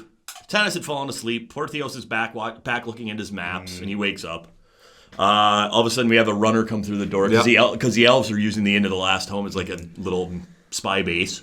Because someone's having a baby. Yeah, someone's got a baby. Yeah. The two outcasts. Can you imagine being that guy coming in with that message to Porthios? Yep. Boss, sir, there's a dark knight out there with a white mage, and they're coming this way with a couple bundles. What do we do? Right. And Steele must be jacked because he's got the 2 dead bodies. He's got Sturm and Tannen on a litter that he's dragging through. They're landing. Down the There's road. elven warriors surrounding them. Steele's ready to rock. He's ready to die right there. Yep. Actually, I really like the this. elves want to fight here as well. And that gets us into chapter 10, an excellent place for an ambush. Yeah. I was weirded out by this one because it only has one title. Yeah. There's only one statement here. Well, isn't this the exact same spot that Tanis and Of course it is. They make a very big deal of it. They made a big deal of that. It's like, I don't really care. I hate to the say elves that. come up. Tanis shows up. We have the whole Tanis realizes who's on the litter. Why did I make this as a note? To be very honest, this is kind of a moment where you know it's going to be sad. This is a Caramon sad wanted to come moment. with them initially, and Tanis is like, no. If it is Palin and they're carrying bodies, I bet I know what this is. Yeah, well, actually, a smart move by Tannen. Tanis and Tannen's not moving Porthios. anywhere. Tanis and Porthios actually were talking in Elven the entire time. Caramon has no idea other than they just know that somebody had to go elsewhere. But Tanis sees Palin and has this beautiful exchange, which I would like to read. Yes. Right now. Now that they were alone, Tanis turned to Palin. Tell me, son. Tell me what happened. The kind voice, the familiar face, the thought of the tidings he bore were too much. Tears blurred Palin's vision, choked off his voice. Courage, said Tanis, adding, tears are nothing to be ashamed of, Palin. We know Tanis likes his tears. But there is a time for weeping. This isn't it, believe me. I need to know what you are doing here, both of you, and I need to know now before we all end up looking like something out of your mother's sewing basket. Beautiful. Absolutely beautiful. Now I see why that is written in your notes. Yes. Oh my god. You know, I feel like in some ways they might have come around to realizing that Tanis is crying all the time. Oh, hey, our main hero guy is a crybaby. Yeah, because they literally like. They made fun of him. I feel like they that's put in there as kind of like a gag almost. Like, we're gonna talk about the appropriate. We're gonna have Tanis talk about the appropriate time to cry. But some people might take it serious, where they think they were being very serious about Tanis being. I don't know. I can't. It's Tanis. Nothing with Tanis can I take serious at all. I agree. So yeah, we have this whole idea of Tanis crying. Talks about when to cry. Yeah, whatever. I actually like though Tanis here. He's pretty intelligent. He sizes up the enemy, and he's got a good conversation with Steel. Tanis is a little bit different in this first half of the book for me. He has been. He's a little bit more level-headed. Yeah. He's got more tactics behind him than I'm used to from Tanis. So he's a little bit better in this book, I've thought so far. We'll see where that goes. Yeah, he's intelligent, he's trying to keep Porthios?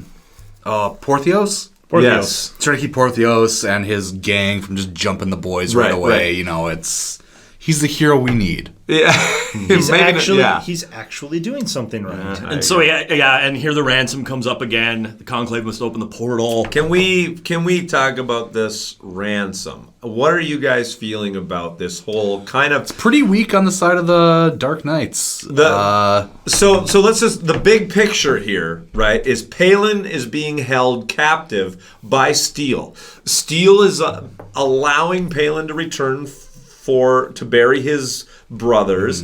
So Palin is Steel is flying into enemy territory, allowing Palin to do his thing. When everybody finds out what's going on, Palin's like, no, I'm going with Steel. I'm honor bound to him. We're going to go and try to get the wizards to open up the portal to the abyss. I've sworn to do this thing, right? Yep. Nah. What is your thoughts on all this? Because, okay, there's the realist in me that's going, wait a second. So Palin has been acting a lot throughout the other book as well, like Raistlin. Raistlin just about destroyed all of Krynn with his whole opening the portal. All of creation, opening the portal to Kisis thing. Wait, we've got him just flying home to bury his brothers with one night of Takesis, and we're going to let him be honor bound to go back to try to open that portal? Like that's like, we're working on the H-bomb, and I'm honor bound to keep working on it. So I'm coming back home. I just came back here for this Finnish sliding festival you got going on here. I'm gonna eat some lutefisk, but this guy here, this Werner von Braun or whatever his name is, he's gonna take me back to Germany, and then I'm gonna just help them kind of complete their bomb. So we might use it on you. I don't know. We don't know. I know where they're going. I find this entire setup, I have to actually just turn off my mind with most of this, because this is all absurd to me. Yeah. All of this is just absurd. This is just nepotism, the novel. Yeah. Like, I'm going to be honor bound, and we're all honor bound to each other to until we open the Takesis to freaking hell. I don't it's honor. I barely know her. Yeah, it's stupid. All of this is really poor and really stupid and weak to me. Why would Why would you do this? Why would the good guys care? The big thing is this is not real life. I agree. That's the key part. Well, clearly, this is a fantasy about dragons and where lands. they have that honor, where they have that honor bound and all those things. Well, That's why. I'm more on the. Is this just fantasy? I'm more on the side of why would the good guys go with this? I agree because they know they already assume that he can't do it because Raceland sealed that power. Freaking, he's pretty powerful. Well, still at this point. Minus that, even if he could, whatever. Like, I'm sorry, kid, but you're not worth the destruction of everything. I agree, but again, but you have to remember too that this is the elves. We haven't been to the conclave yet. We haven't done any of this. This right here, right now, is the elves. But you also have their own Tika and problem. Karamon there. They have their own problems to deal with. Like, and some of this is brought up. Like, is it Karamon or Tika? They don't want him to go, and there's a little bit of like, oh, I'm gonna smack him with this pan, but. But this to me, and I agree with you, Paul, this is fantasy, and sometimes you just gotta let things go. But boy, to me, this is kind of the weakest part of this whole plot that's keeping things going. I wish they would have thought something better up than this. Yeah. I wish somebody would have been being held against their will in order to like leverage Palin. Maybe the brothers were taken captive. Something to leverage Palin to do this, besides this weird honor-bound thing. See, I feel like they knew. I know when Lilith finally relented to letting them go, she wanted to up the bounty so much so that she knew the council would say no. Yeah, that's why I don't think Palin doesn't even go to the council. He says, "Screw the council." Yeah, because he knows the answer. And let's get there. Let's get there. That's what you guys are arguing about. Is like, well, it's stupid. Why would they go to the council? They're not going to. He already knows he can't. Right. That's true. That is true. Yeah. So let's get through this. Chapter 11: The Ransom, Raceland's Room, Palin's Plan. I like the alliteration. Most of them have been going with this 3, which is why that one was such a shock. Yeah. Yes. Yeah. So we get to the end of the last home. Of course, very choke up scene. Oh yeah. Choke up scene is hey, your kids are dead. Yeah. There's no fun way of saying that. Yeah, I actually think this was pretty powerful. I really liked all of this. This one hurt a little bit. This one hurt. I agree. You're reading through it and you're like, oh. I really like this whole thing about Raceland's room kind of being a shrine that wizards who pass through visit. I like this whole part because this is exactly how it would be. Yeah. Oh yeah, they have made him basically into a god. Well, and this whole idea too of just anybody who's ever been to like a religious shrine where people leave trinkets and people leave things, I can't imagine what's actually in the boxes of stuff.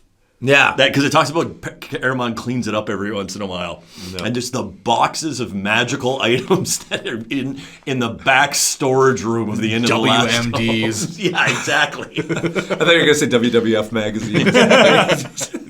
No, but yeah, WMDs. There's there's got to be. I kind of wanted it to go back here somehow on how like what they needed to save the world is actually in a box in the back of the last something that somebody just left for Raceland to empower. That's another book down the line. Yeah, there probably is another book about it. The ring of the ring of solace or something. Yeah. No, it's nice hearing how Raceland is still in the world. I guess I would say. They care. remembered by the world, right? Yeah. Although that's all weird too. He just about destroyed it. But yeah, whatever. They have very quick memories. But he saved it at the end. That's all that counts. And I'm assuming they've been proselytizing this, right? Yes. Because nobody would have known this except It's kind of like, does anybody know that Vader turned at the end if Luke didn't go shouting it from the mountaintops? I don't know. Vader, yeah. Okay, chapter 12. Because I don't want to go with my last statement. I was going to say, but we have a whole. We have more with chapter 11 here. I think though, because we need to bring up the beach battle, right? Because Palin tells his father how the brothers died. Yeah, and this is some very good brotherly moments. I think is written very real and very well. I agree. This is going to be Margaret. This is Margaret as it goes through here because this feels like Soulforge. And this is where we find out Palin telling Steele, "I'm not going to Wayreth. We're not going to the council. We're going to the Dark Tower." Mm-hmm. Yeah, I don't need the I'm not going to get the council's permission. We're not going to go talk to the council. I'm just going to go do it. And Steele doesn't like that. No, because he wants the ransom. Yeah. This is where it even becomes even dumber. Yeah, we're not going to even go to the gatekeepers on this one. We are literally going right to the abyssal portal, and we're going to open this. Mm-hmm. Yeah. But Palin here, too, thinks that, because he's got a little bit of that whole thing that Raceland had with Fist and Daedalus. Because Raceland keeps talking in his head a little bit. Raceland keeps talking in his head a little bit, and so he's going to be like, I'm going to do it, and then we're going to take, and Raceland's actually going to help me win the day. So I think there's a little bit more of the fact that Palin wants to do this because he knows if he goes to the council, he's not going to get anywhere near this room. Right. If they go straight to the tower, there's a possibility he could get near the room. Right. And so I'm going to do this. My uncle will still be alive inside. Everything will, Right. And we'll save the day together. And maybe I can be more comfortable in my head with this if I were to believe that, well, maybe the people of Krynn don't really know all that's happened in all of these wars. No. Right? Like, they've been fighting all these wars, and some magicians were in a tower somewhere doing stuff. And it worked. And it worked. They say something about an abyss. Yeah. Maybe the end, the portal. I don't know. Like, maybe when these guys, it's like a bunch of nerds just nerd speaking, and they're like, oh, you're going for a portal? Oh, okay. They don't. Okay, whatever. Well, maybe they don't know. And true, it's the everyday people of Krynn are just oblivious to this. They don't know anything about it. Magicians do stuff, and I don't know. Yeah, magicians do stuff. I got this one nephew. He goes to that school over there. He's a little weird. He carries dead toads around. Yeah, right. So nowadays, if you carry around dead toads, you have to go and talk to somebody for a very long time. Sometimes lightning strikes the tower. We hear weird flashings. I don't know. So we get to chapter 12. Virgins go missing. It's okay. You're sacrificing mice. They go to the tower to study. Yeah. So chapter 12 then? Chapter 12, Usha's claim. Dalamar is not convinced. A startling discovery. Oh my! I like your little drop here, Bob. Oh yeah, Dalamar questions Usha like it's a crime noir novel. Of all the towers in all the world, you had to walk into mine. True. Just the two eyes appear in the back. It's only temporarily yours. But this is where he got into the whole sleep thing. They put him to sleep. She walked in here like a tall glass of golden mead. But he's getting worried. He's like, wait, okay, if they split open this gray gem, boom, things could be bad. Does he know about chaos? I don't know if he knows that chaos is released, but he's concerned about it. Yeah, because he's read the letter and like, oh god, they're gonna. Oh yeah, this is not gonna work. No, this is a dumb plan. So let's get off to the Tower of High Sorcery. Boom. Wait, no, we have again. Yes, and we're gonna get that. Oh, his spoon. And Tess steals a spoon in his sleep because it's gonna play a part later on. It does. It plays a big part later on. Part, yeah. Okay, so he's got a spoon. So keep that in mind, folks. He's got a spoon. Chapter 13, Siege of Calaman. I love this. Let's just talk just very quickly. It's a siege of a city, and it's freaking epic. And it's a good siege. They wrote it really well. It's not a horror thing that they normally write well. It's just a battle. And remember when we went through the first trilogy, this is one of the things I was always saying, man, you know what I'd really like? I'd like some viewpoints from people other than the main line, that as this army was approaching, it built this ominous presence. This is exactly what this does. Mm-hmm. We don't need to be here. We don't need to see this. But what it does is build the suspense of this army constantly eroding the safety net that's been built up around Krynn. They're coming closer and closer. I really like this. Lots of dragons, magicians. And there's not even really a battle. No, you don't see it. You don't see it. There is no battle. They surrender. Yeah, there's not. Hey, I tell you, they just roll up and go, see this?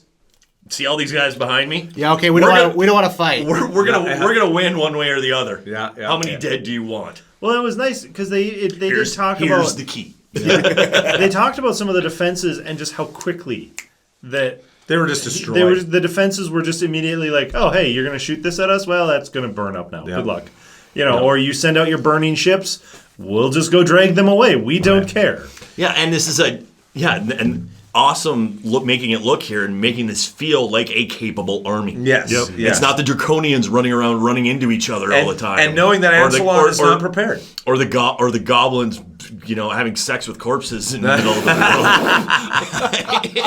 road. This is a capable, disciplined army. Yep, and I'm loving it. And it really makes you feel, it's like, they could actually, especially after this scene, it's like, they could actually pull this off. Oh, yeah.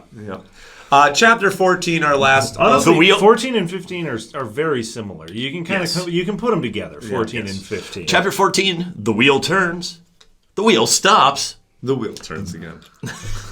Jeez. Chapter 15, Steel vows revenge. Palin hears a familiar voice. The journey to Palanthos. So they bury the brothers. Valen trees are planted. It's all very good. It was very good. It was sad. Very sad. When Steel comes up, that was a good moment, I thought. I thought so too. Where he gave them the honor that. And you felt the tension in the crowd, like, he's going to screw up the funeral. Yeah. Well, yeah, because this is a little off-putting. I mean, in some ways, the guy that could have killed them. Yeah, he didn't die at their hands, I don't think, because Steel is not the person who killed them.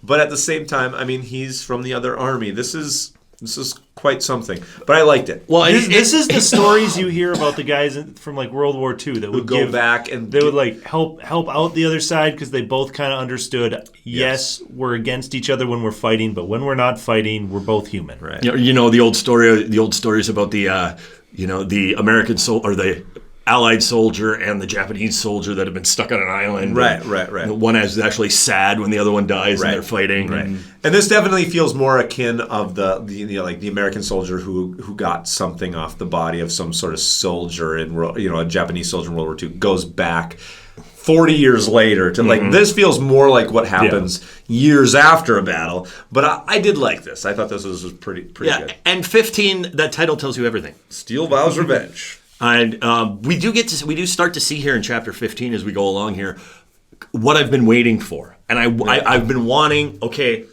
Palin's brothers are dead. Yeah, he's not the fit. We need a Karaman and Raceland thing going on here, and that's where I wanted it to go. Yeah. But we see this beginning of a cousin bond thing between Steelin and Palin. And you guys have Steelin and Palin. Their celebrity relationship name. Klab and Paul have already read through this, so I know you probably know.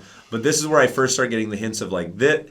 Their relationship is going to be much different by the end of this book than where it's at right now because it's starting. Right now, Palin hates Steel.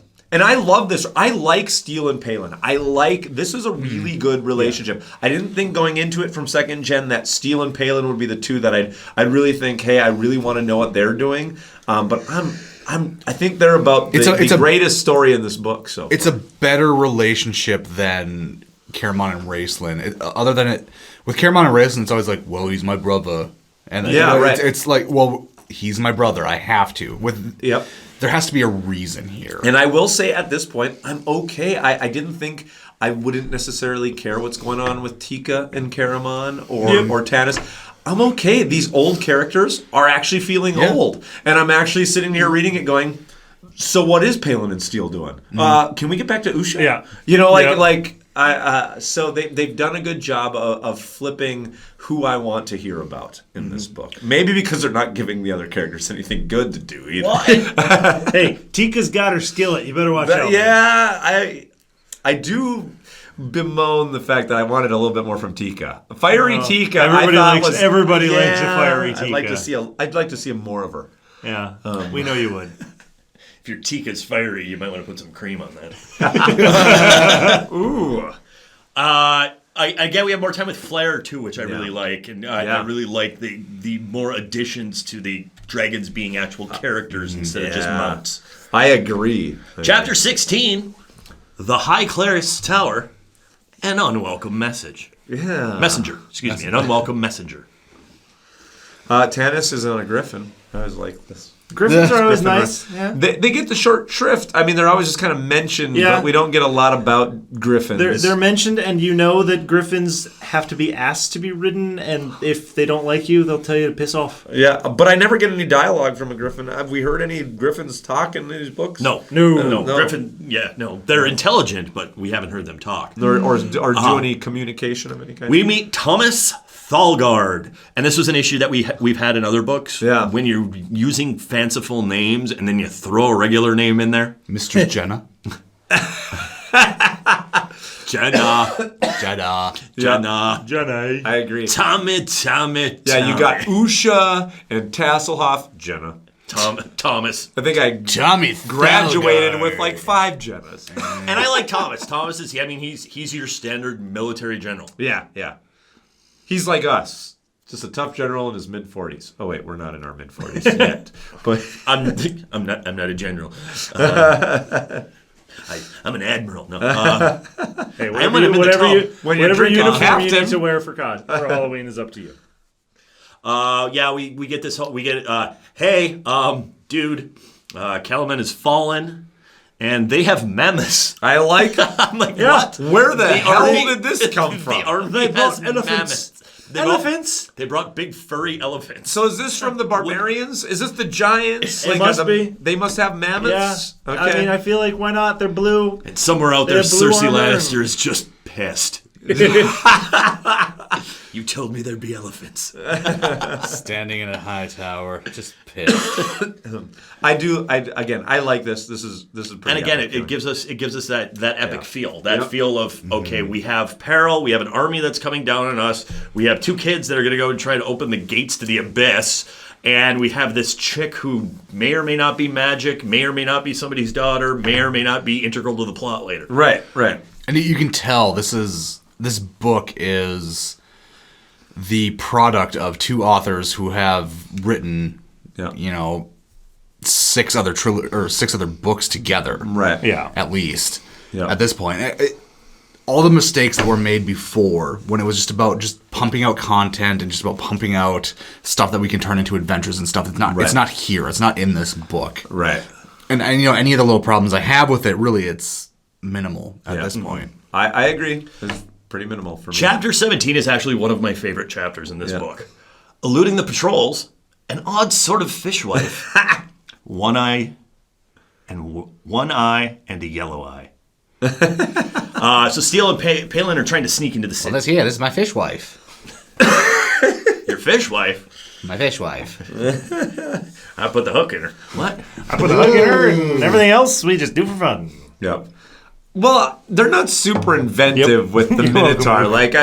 We've got Steele and Palin who row out into this harbor, but this drunk Minotaur is literally a stereotype pirate. If I were to ask you, be a pirate, Paul, what would you say? Arr, what are you doing? Avast, ye scurvy dog.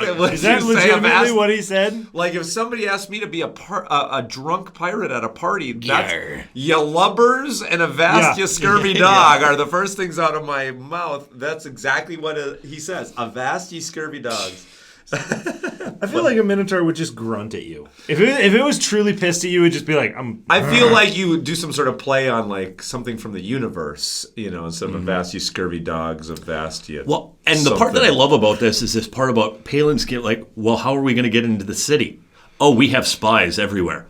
Oh, yeah. Okay. And then we meet Catherine, the fishmonger's wife. I like Catherine. And we find out she's a spy. She's a warrior. Yeah, she's a warrior of cases. She's been in town hiding as a fishwife. Right. And she sneaks him into the city. Oh, that kind of fishwife, man. That's not what I was hoping for. But she was a mermaid or what? Yep. She's led there by this gully dwarf, though. We have gully dwarves. Your garbage fraggle's making another appearance. Hey, gotta have the garbage fraggle somewhere, man. So I'm leading him around. His name's Alf. Yeah, he's a garbage fraggle. They don't think he eats cats. He's a gully dwarf. He'll eat whatever he can. And then we see this crow, and this crow idea is so cool because Palin keeps noticing this crow following them. Yeah, I like it because it's a familiar, right? Is it ever said in the book that it's a familiar?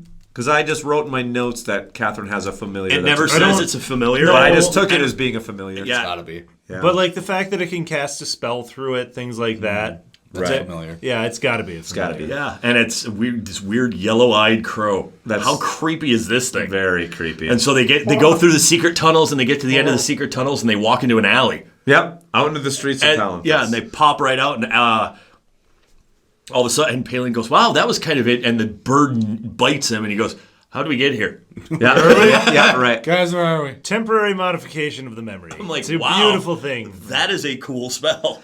But then Can you do that, Luke? Spoilers. Okay. How would you know?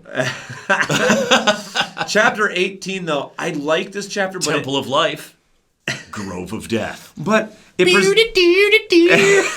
it's metal. But it presents more questions than answers because we get Chrysania's back. She's awesome. She's looking sexy, and she has this giant white tiger, which is cool. But it makes me kind of wander around. I know. That's like really what cool. It usually is. Yeah. Normally you're like, because she's blind. That's her seeing eye tiger. Yeah. Normally though, seeing she's eye got one tiger. of those yolks that she's holding on to. Which we find out a bunch about later. But, yeah. There's more of Chrysania. There is more of Chrysania. Good, because I was wanting more of Chrysania. Although the trouble is, I'm only seeing who's the person in the '90s that painted all of those just like tigers, white tigers laying around in star fields on a van. No, you know what I'm saying. You know, and she's just there's this moon and there's this tiger. But there's this chick with this big laser gun. But I'm not kidding. Like she's just protecting him. You know what I'm saying? I think I know what you're talking about. I think Temple of Life and Grove of Death, though, sound like they should be two bands on a metal poster. Do you guys like Temple of Life? No. Man, I like Grove of Death, man. They're so much darker. Temple of Life is just too, like, happy. That's a hell of a mosh pit at the Grove of Life, at the Grove of Death show. Everybody bring out your knives. Everybody have your knives. Those are just more spin-off bands with Garth Brooks and Chris Gaines. You know? Can we talk about? Wow, was that a deep reference? Sorry. Can you tell me? I'm impressed. I'm actually really proud of you that you brought that up. I remember I had a manager at a restaurant I worked at that called me Chris Gaines. I see it.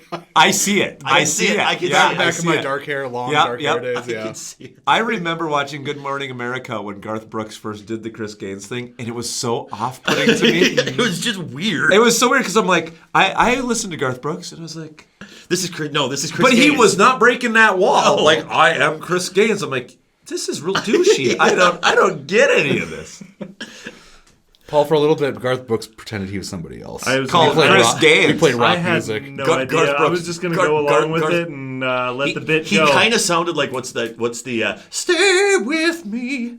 But I don't really understand why Chris Gaines and Chris. Yeah, and so Gaines, why do people do this though? We've already got that. Like Dave Wolverton is actually David Farland, the other author, and Stephen King also calls himself Richard Bachman. Okay, authors I can see doing it because there's not really a face to it, but you're a musician. Yeah, but Stephen King goes under the pseudonym Richard Bachman and writes pretty much the same stuff he did as Stephen King. Okay. Actually, he was Richard Bachman first. Oh, well, that's true. If you're doing something I different. could see it. If I was writing something I didn't want people to connect to me, like I'm going to write some smutty 50 Shades of Grey, then I would change my name. Have you actually read it? But that was under Stephen King. Yeah, but the weird orgies. That is weird. There's a child orgy. That is not okay. What? Yeah, there's a child orgy in it. If you can actually plow through the 1,200 pages that book is. The book it kind of sucks. If I'm going to be honest. Stephen King, let's be honest, gets a little long in the tooth. Like, he's got some really good ideas, but he likes to describe everything. Why don't we save it for the Spooktacular? Hey, Spooktacular. Let's talk about Bachman and King. All right, so... You listen to Bachman Turner Overdrive? You know what we need to do? I love that bit you do. That's so funny. You know what we need to do right now? What? We need to take care of some business. Every day. Let's go. Taking care of business every day. So she sees, and we get her mystical powers here because she knows who Steele and Palin are right away. So she does like the I'm going to listen to your heart kind of thing, and talks about how there's these two warring sides, right? Who are you going to competing sides? Mom is close to the heart, Dad close to the soul. I actually really like that. I thought it was pretty. I was poignant, and I liked it. Yeah. Here's a necklace, kid. She gives Palin a necklace. The Shoykin Grove talisman. Yep. Again, name for a band. If we are ever a band, we're going to be called Shoykin Grove. Shoykin Grove. Well, we are that band without a name, so that'll be... That's what we'll call ourselves. So we're Shoykin Grove Talisman. Shoykin Grove. No, Talisman is the name of our first album. Okay, All right, so let's they enter the grove. So, Shoiken Grove, they got a talisman. She's walking, she's talking, she's telling them all about We enter themselves. the grove. We did it as our intro. We did Bum, it as bum, our bum, stinger. bum, bum. Chapter 19. Taz is bored. Conversation with the Spectre. Powerful Kender magic. Hey, the spoon's coming back. Yep, here's the spoon. We got a turning spoon. So Taz and Usha decide that they're going to leave because, right, they wake up from being poisoned and all that, or drugged. Yeah. Right? They were roofied. Yeah. But, okay, so where does Taz get the idea that this spoon is magical? Because he just stole it.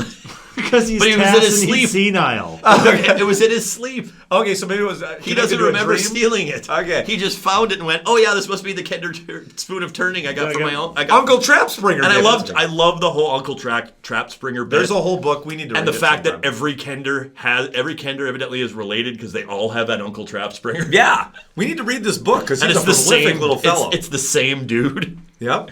He got around. Well, his brother did. Yeah. So they open up the Gets door. around. So they open up the door, and there's one of those. I'm There's one of our eyeless guards, or excuse me, our only eye guards.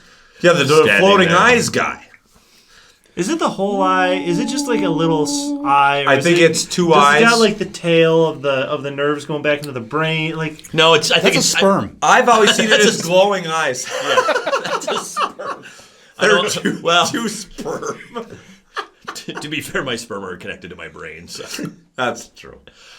So they get out of there. That's not how that works. They go running out of the tower because the Spectre had to boof off somewhere because something else happened. Yeah, right. people were coming through the grove. Yeah, people were coming through the grove. They get out of the tower. They go running down. Then they come running down. They meet a red mage who's there studying. Yeah, right. Oh, hey, Hey, guys. red can go anywhere. They can either go, they can go to the white. They can go to the. So Who are black, you? of course. Who are you? I'm the new girl. Oh, hello. Again, she's wearing MC Hammer pants. You know what? She kind of looks like crap. I'm so bad with names. What is the name of the 2000 artist? Genie in a Bottle. Christina Aguilera. She looks like Christina Aguilera. Thank you. I'm into it. Yeah, I can see it. Yeah, she's Christina Aguilera. Okay. Yeah. Before she's on The Voice. Before There you go. Yeah. 2000s Christina Aguilera. 2000s Christina Aguilera. So chapter 20. These people don't age Chapter well. 20. Okay, chapter 20. White robes, black armor. All man. Sorry. Old Spice has a scent for you. Yeah. Old Spice white robes for daytime, and when you're ready to hit it with your boys at the bar, black armor. She's a white robes in the streets, black armor in the sheets. I kind of know what you mean. Oh yeah. Old Spice, not a sponsor. But I'm wearing it. I'm a Fiji kind of guy. Steal and pale and fight through the grove. That's too much information. No, we Not don't. a sponsor. We already know way too much about Oh, you, that's Rob. This true. is nothing. The grove is awesome. They always do the groves It's awesome. dark. It's always It's awesome. cool. Yeah. There's the whispering voices. Yep. Hands coming out of the ground. But all you have to do is say, Majer! Majer! And they all go away. You guys know my uncle? I'm Majer! And then they just kind of go away. At which point they open the door and Tasselhoff comes barreling out. Yeah. Chapter 21. The gate opens. Nutari's garden. The way is prepared. New Atari, excuse me. I feel that'd be- New Atari is another great band name. I think for New Atari's garden. all-girl That's a punk great- band. no. All-girl punk band. That's an Old Spice scent. New Atari's garden. Atari. And it have like some sort of like chalice symbol. No. Nobody can see what you're doing, and it's a good thing. Hold on. Let's take a picture of that and post that one to the page. No. New Atari's garden. So the four of them stand outside the tower for a while and then decide to go back in.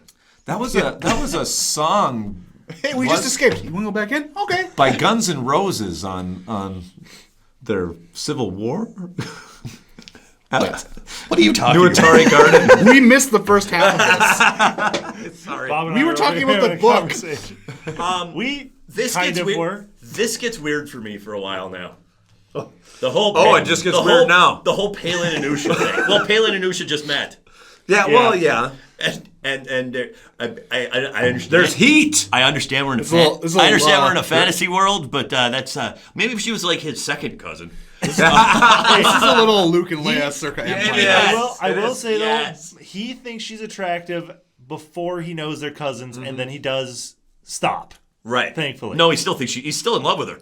Yeah, he always goes. I wish impressions are hard to shake. Luke and I Leia, wish then she you gotta wasn't jump my on. cousin. It's gonna happen. And she digs him. Yeah. Which part of me is going, okay, maybe because I keep thinking of him in my head as the mage from Dungeons and Dragons, the cartoon show. What? Dungeons and Dragons had a cartoon show. Yeah. You've never seen it? I've got the whole DVD set. I'll give it to you. You don't know this? And you can torture yourself by watching it. I love that. I had a feeling it probably doesn't hold up. Yeah. Probably sucks. Right. There's a reason the's one season.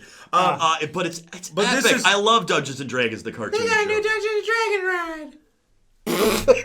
What? Yes, they do. They get there through a Dungeons and Dragons ride at a fair. I will watch. No, I'm already out. I will watch when Critical Role comes out with their animated thing. I will watch. They're going to do an animated show. That is a crappy picture, but that is the mage from Dungeons and Dragons. He's just this nerdy little guy. No. Come on, that is like what every mage playing Dungeons and Dragons looked like in 1985. Yep. Okay, I was gonna say I don't look like that. Yeah. Well, that's how Thorm imagines your guy. That's fine. But no, I will melt you from the inside out. I have to go back. Fine. I have to go back now, though. I have to go back and reset my head at times throughout this novel. He looks like the brothers. He looks like Caramon and Raceland. He's not frail, he's not small. I have to keep rebooting myself with that, especially now that Usha's like, oh, look at him.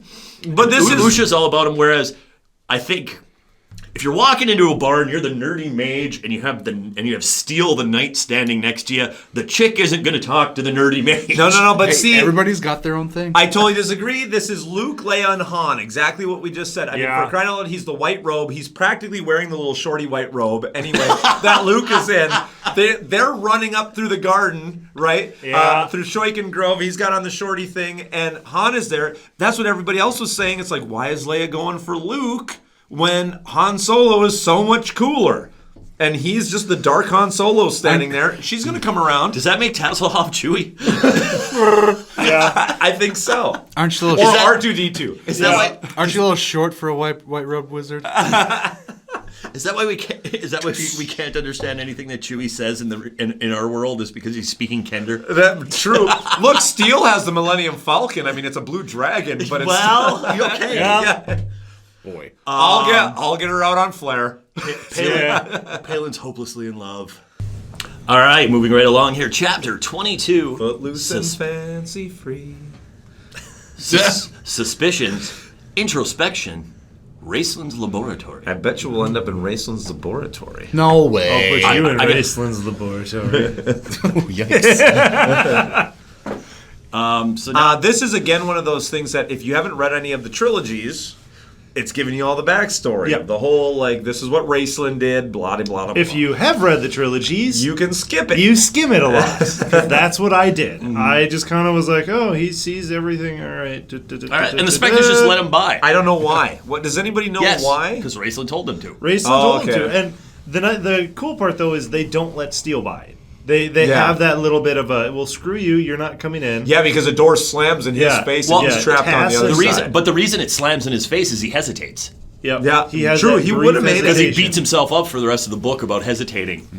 When Palin and of course Tass goes running in, Palin goes in after Tass, and Steel hesitates a moment, and in that moment of hesitation is when the door. So I think Steel could have gone through if he didn't hesitate. And my notes are screwed up. I didn't go back and correct it. Usha gets through. I think I have Usha and Steel's on the other side, but Usha gets through, right? No. Usha does not. No, she's stuck back there with Steel too. She hits the wall and cries. Yeah, her and Steel hang out for a little while, and then Steel eventually just goes, "Well, this, I'm out."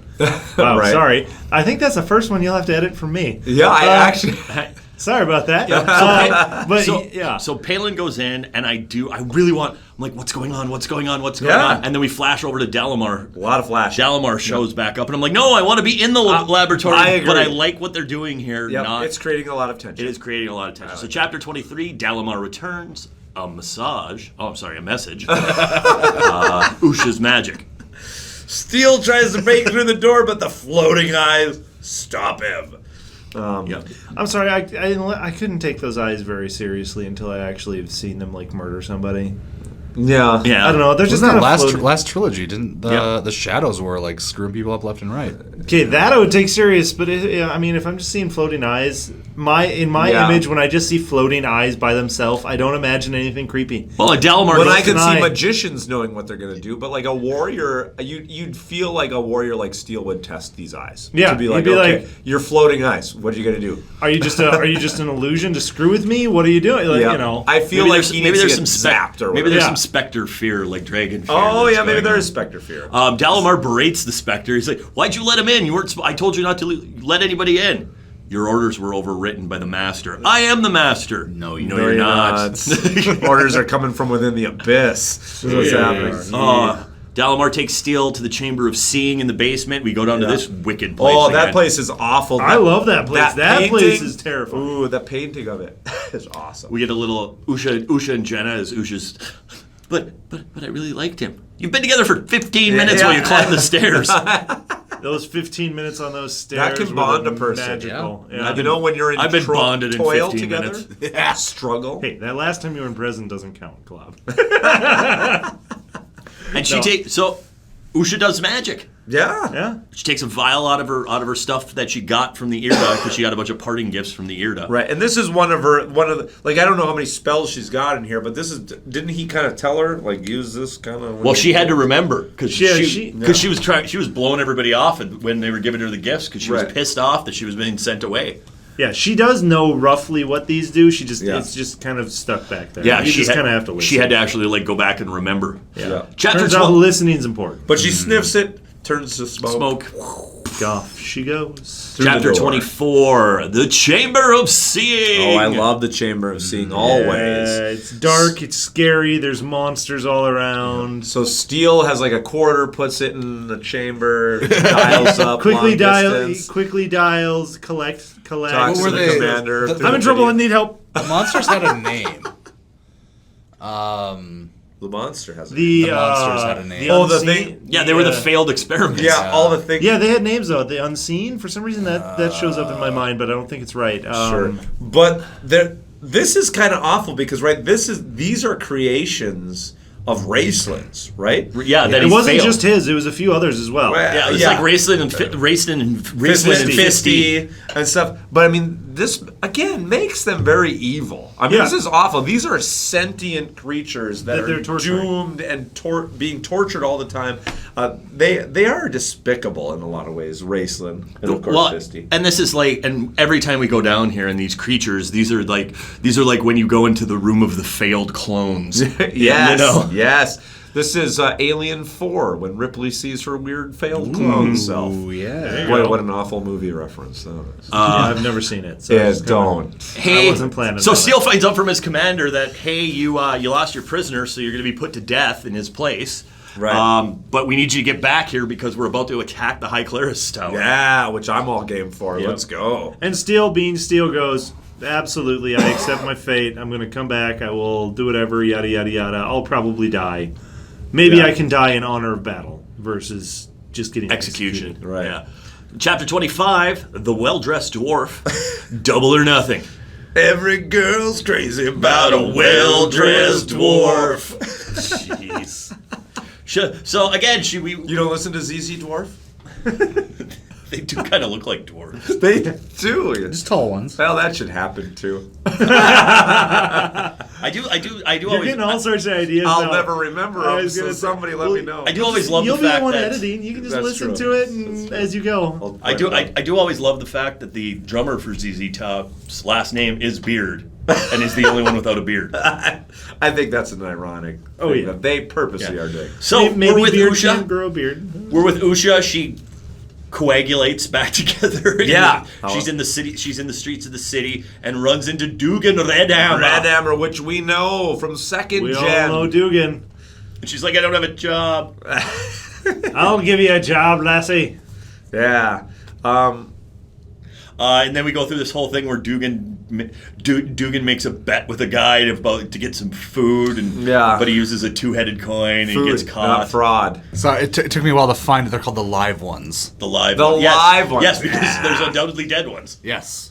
So they're going on. He says, "Hey, I know where I can take you," and where he takes her is weird.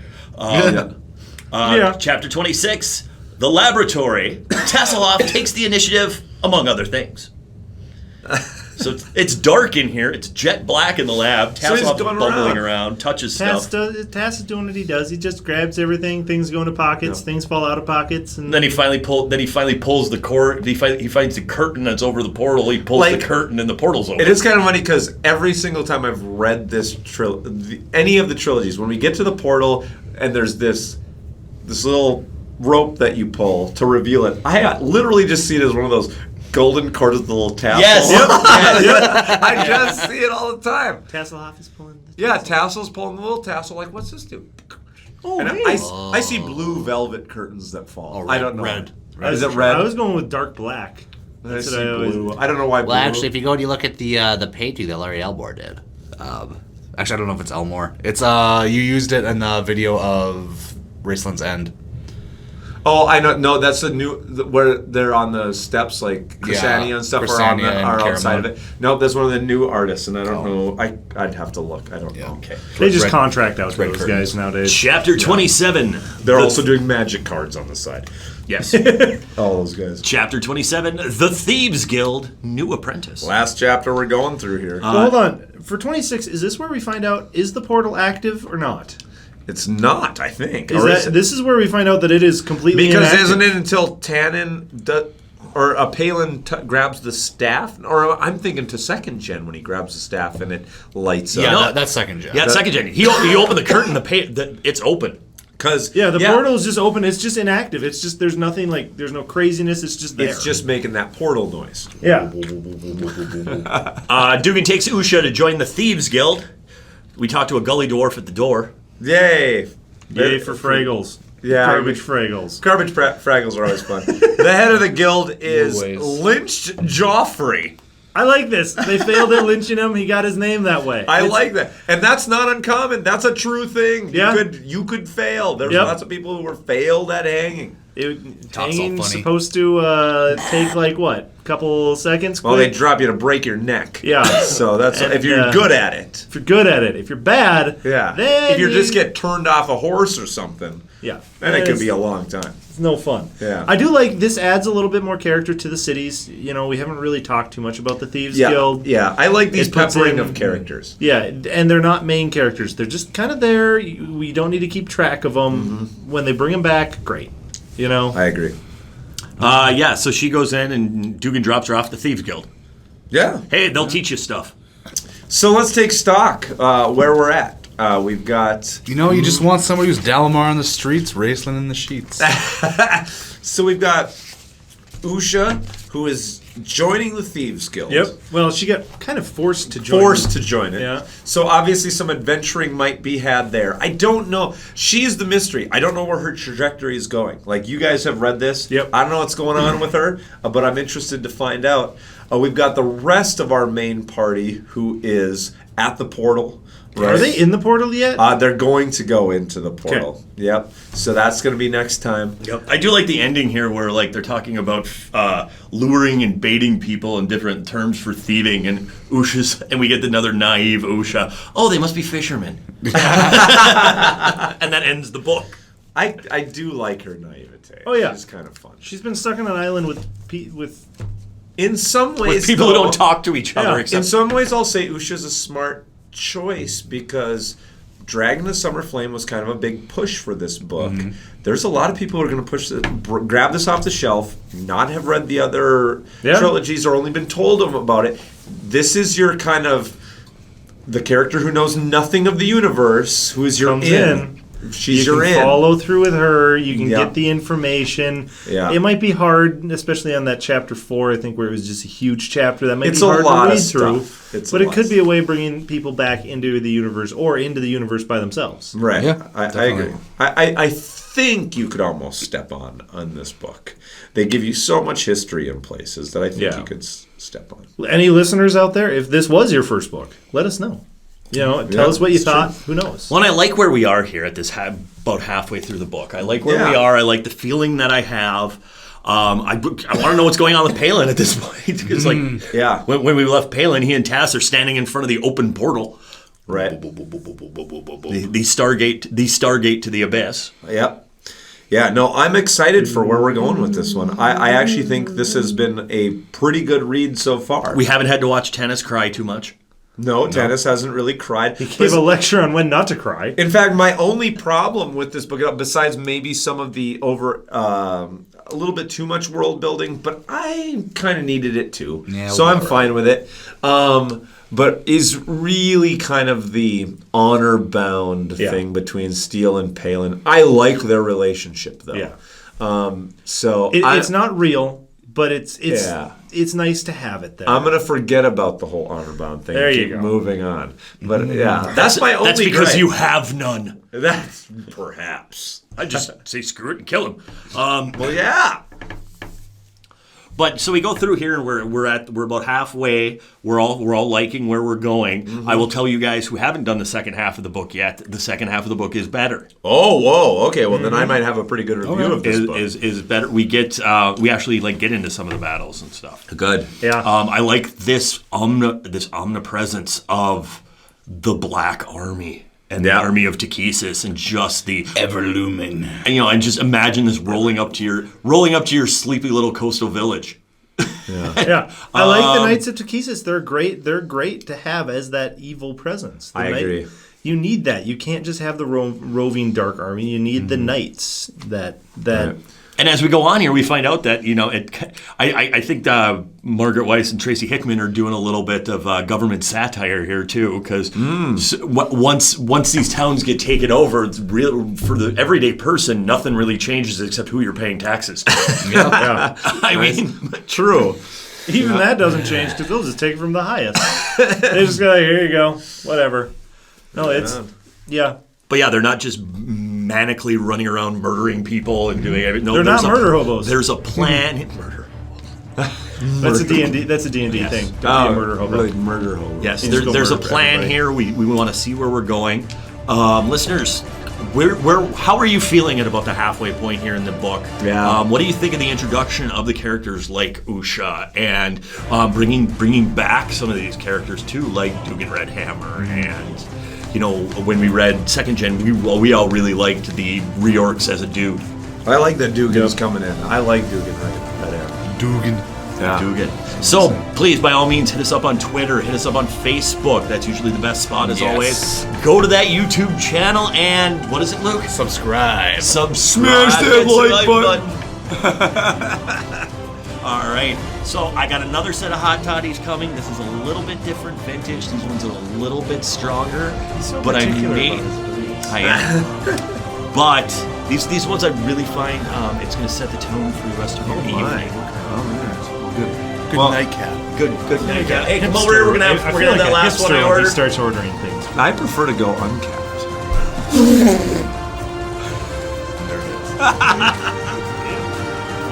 Thank you for listening to this episode of Dungeons & Dweebs. There's even more adventuring to be had at our website, dungeonsanddweebs.com. We would love to hear from you. You can email us at dungeonsanddweebspodcast@gmail.com. You can also find Dungeons & Dweebs on Facebook, Twitter, and YouTube. Find all those links at dungeonsanddweebs.com. If you enjoyed the podcast, please help spread the word by leaving us a 5-star review on iTunes. The music for Dungeons & Dweebs is Fatal Fight by Royalty Free Kings and can be found at their website, royaltyfreekings.com. Dungeons & Dweebs is a Tim Gilbert media production, copyright 2017, all rights reserved, and no part of the show can be reproduced, repurposed, or redistributed without the written permission of Tim Gilbert Media.